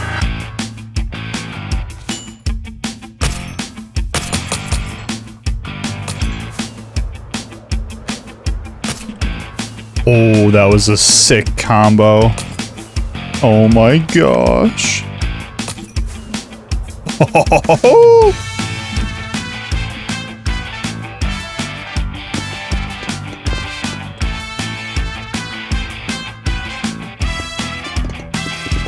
Alright, there we go. The main shape is officially in. It still needs a couple of things. Okay, it needs to have not spiders inside. That'd be great. My only inspiration for this build came from this artwork by Lars Peffer, and I really love how the windows have this yellow glowing effect to them. So to recreate it, I used a bunch of those ochre frog lights I collected earlier, as well as some backwards yellow banners stacked on top of each other to add some texture to the windows. Oh my gosh, look at how that just shines so bright. It's so freaking cool. I used the same design for the next 2 windows before adding in a much smaller version on the last side. This building needs a proper entrance, so I started very simple with just some polished granite for a walkway and some small rocks made from tough and deep slate before building up a little archway to kind of guide you inside.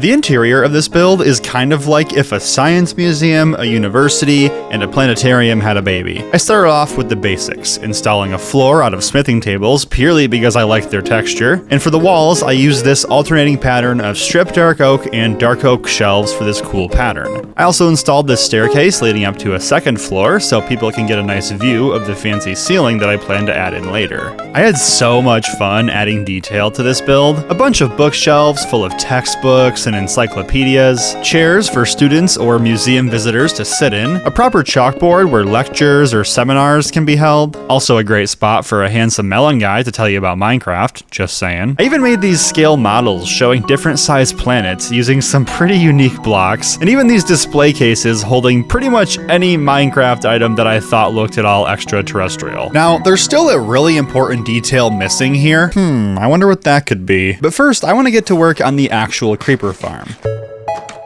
The second golden rule of creeper farms has to do with its location. If you watch any tutorial, you will basically see one thing, a box that is suspended over the ocean. And there's a good reason for that. I mean, first of all, the area is flat, so you don't have to worry about other terrain getting in the way, and the ocean biome limits the amount of other mobs that can spawn in nearby caves. Now, I don't want to have to fly to an ocean biome and sit at an AFK platform just to get gunpowder in this world. So I'm building my farm right here in the mountains, all the way underground.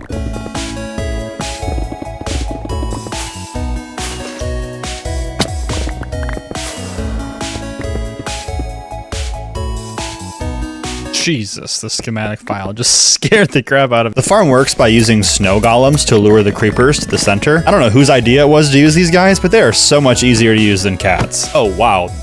That was so easy. Boop. Now I just add in some trapdoors because creepers are dumb as heck, bro, and they're gonna walk right over them thinking they're a full block. After that, I installed more of the standard things. You know, the trapdoors in the ceiling, the carpets so that spiders can't spawn. But this is where things get a little bit weird. You see, I could just kill the creepers down here at the bottom and then collect their drops in a chest, but there really isn't much in life that brings me more joy than watching creepers die in front of me. So I'm gonna bring them up to the surface using this nether portal. Here's what I did. I began clearing out a tunnel on the nether side at the exact coordinates of the overworld portal. This is where the creepers are going to get staged after spawning in. After that, I went on a small journey to befriend a cat. Not sure why I'm laying down, so don't ask. I conveniently placed said cat right next to this portal to scare the creepers away. From there, they walked through these cobwebs, slowly enough to reset the 30-second timer before they can enter the other portal, which is raised up by just a single block. Very important detail. Meanwhile, in the overworld, I got to work digging out the basement and the observatory, and this is where the creepers will exit the nether. Also the place where I'm going to sit and watch them perish. From there, I just needed to put in another cat to push them out of the portal,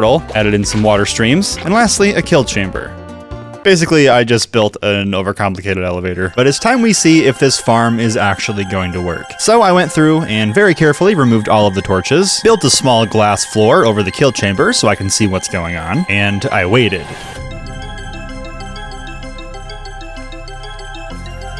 And finally, after many hours of work, I can confidently say that this creeper farm is barely average. Like it's not that good. I knew this would be the case though. After all, I was the one who decided to build the farm all the way underground in the first place. So I faced the consequences of my own actions and spent 3 full hours painstakingly lighting up all of the nearby caves. Basically, the more mobs that can't spawn in these caves means more creepers can spawn in the creeper farm. Crazy science, I know. Also, my iron farm has already cooked so much that I kind of balled out and used lanterns to light up these caves just for the flex.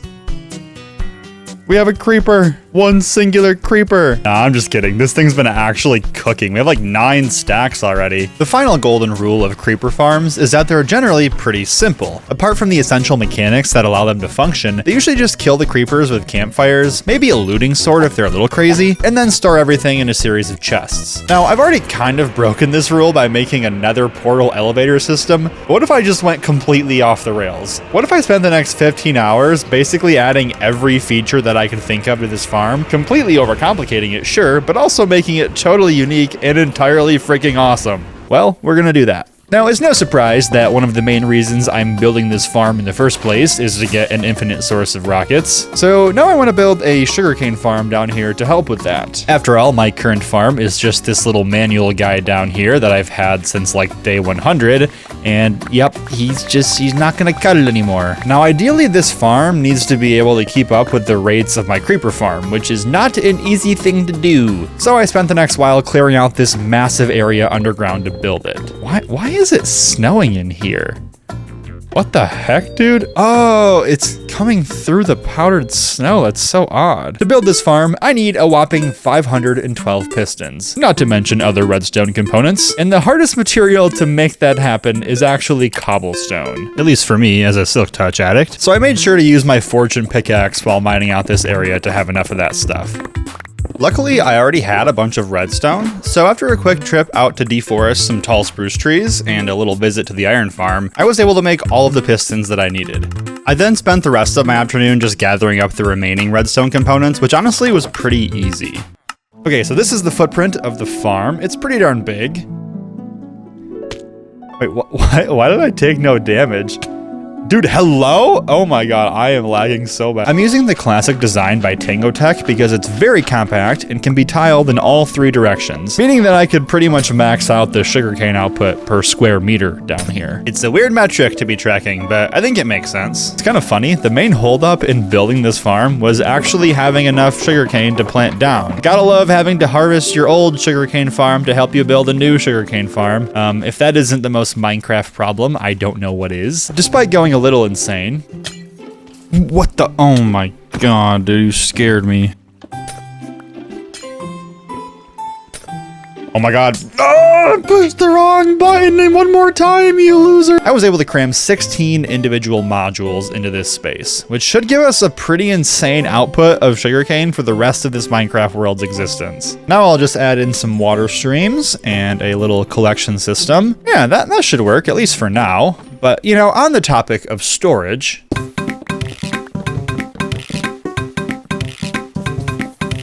I want to reroute all of the farm outputs into these chests up here, just so it's all in one place and easy to access. It's a pretty simple concept, but the execution of it's gonna get a little bit crazy. I also took some time to finish decorating this lower area. I'm gonna be spending a lot of time here most likely, so I want it to look nice. What can I say? I'm a simple man.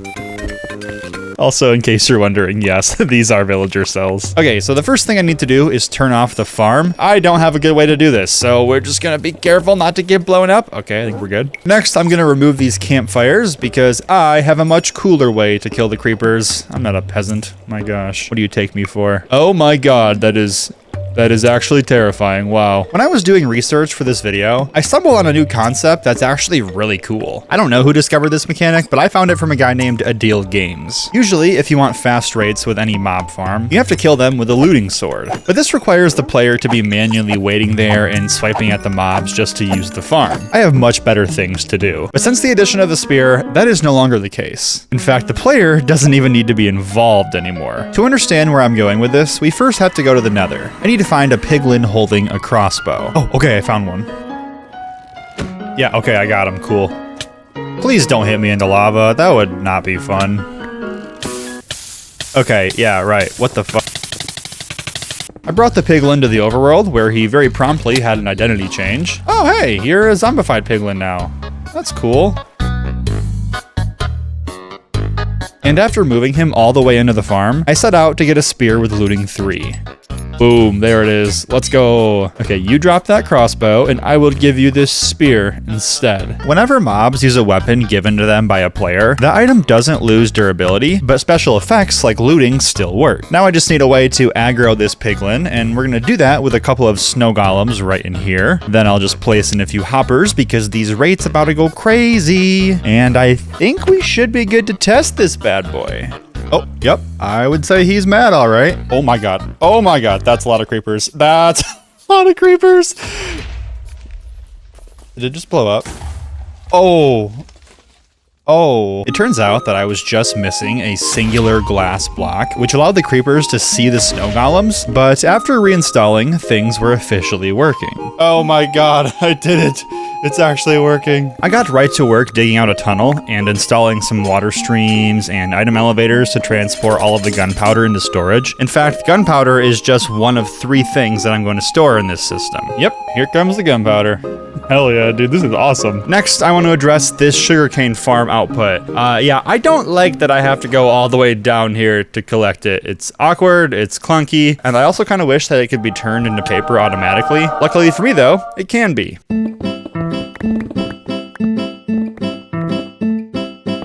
This is an item splitter, which is a machine that splits items. Half of the sugarcane goes into this crafting system to be made directly into paper, and then gets shot out into this water stream, which leads all the way up into the storage system above. The other half of it is going to get sent to the next contraption, which is an automatic rocket crafter. Basically, this contraption takes the other half of the sugarcane output, turns it into paper, and then combines it with gunpowder from the creeper farm to make rockets. And now I just need a way to actually get gunpowder in here, because currently all of it is going up into storage. Now in theory, I could build another one of those item splitters, but they tend to split items exactly 50-50. Now there are machines out there that split items into different ratios, but after testing them, they are just far too slow to keep up with the rates of this farm. So I'm gonna do it the old-fashioned way. I don't know why I just said that. I think I just wanted to sound dramatic.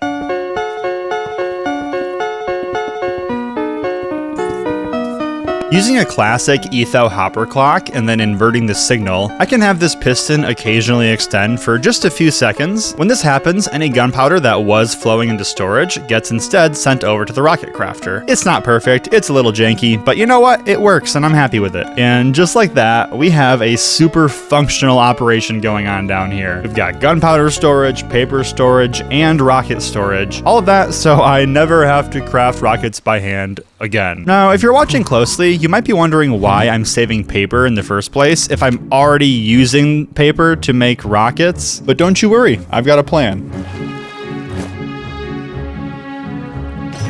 All right, fellas, I'm back. I told you I'd be back. I have come to show you the sunlight for approximately 5 minutes.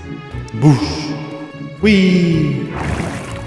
Ah. I moved them across the river with my happy gas named Judge Judy, and very awkwardly moved them into their new home. I also had a couple of new zombie villagers that I had saved while I was creeper hunting earlier in the recording, so I was able to get these guys cured and moved in as well. Somebody help me. I did have some issues getting them to take jobs as cartographers.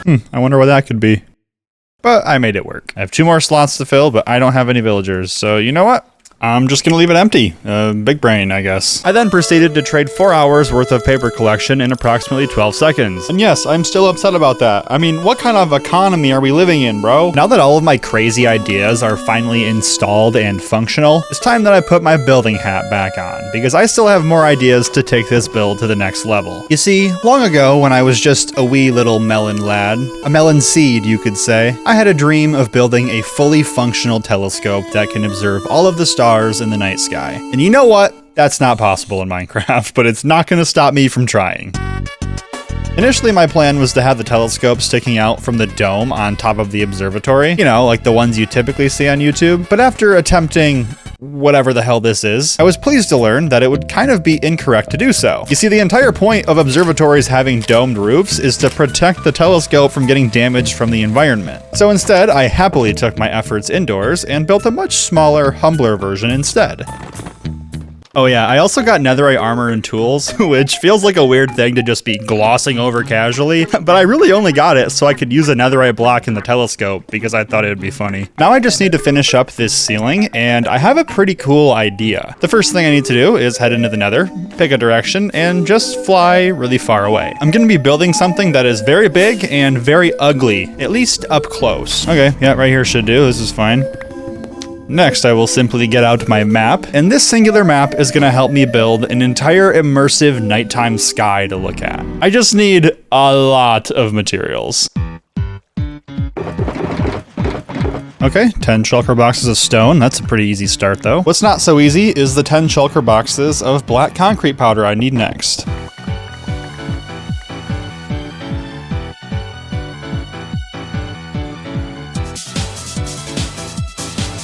Now I just need 34 stacks of black dye, which is not a small amount, I'm aware. So I would like to formally apologize to any of the squid who might be watching this video. I'm just saying, if the squid have a god, Your boy might be cooked. 671. I've done nothing but kill squid for the last hour. But it was worth it because I have all of the black concrete powder that I need. Yippee. Okay, next I just need some end stone, some quartz, which I can just buy from my villagers here in the temple, yellow wool from my sheep farm, and lastly, each of the frog lights. And I should be good to start building now. In case anybody needs me, yeah, I'm gonna be here for the next like 3 hours. You know where to find me. The concept is pretty simple. So the black concrete is going to represent the night sky. And then all of the other little bits and bobs are like the stars and planets and other things that you would see. You know, space stuff. Now I just got to place a bunch of these maps inside of the observatory. And at the risk of tanking my performance, I'm going to have to use a bunch of item frames to do this. It's pretty crazy that even though this is just one individual map repeated over and over again, it doesn't look super repetitive, at least in my opinion. Oh my gosh, this looks so freaking cool, you guys. I really hope YouTube compression isn't ruining this moment because I've waited so long for this. The last thing I wanted to do was add a series of details to kind of help tie in the observatory build to the rest of my world. Now, I'm not going to bog you down with all of the crazy details that I added to this place. You can see for yourself. Instead, I wanted to share a quick story. 5 years ago, I met somebody very special. It was during a time of pretty intense change for me. My grandfather, who I was super close with, had just passed away. I had recently quit my miserable job, and I was pretty fresh off of a breakup. Anyways, when this new person asked what I do for work, I reluctantly said that I make Minecraft videos, which wasn't technically untrue, but I need you to understand, there was no sign of this going anywhere, you guys. Hi. Oh god, my skin is so ugly. Anyways, hi there. How you doing? Yeah, it was bad, but much to my surprise, she thought it was cool, and she supported me during a time when I really needed it. She was my 289th YouTube subscriber, and now, 5 years later, I'm marrying her, which is crazy to say and pretty damn cool. Also, this tree? Come on, guys. I freaking cooked with this.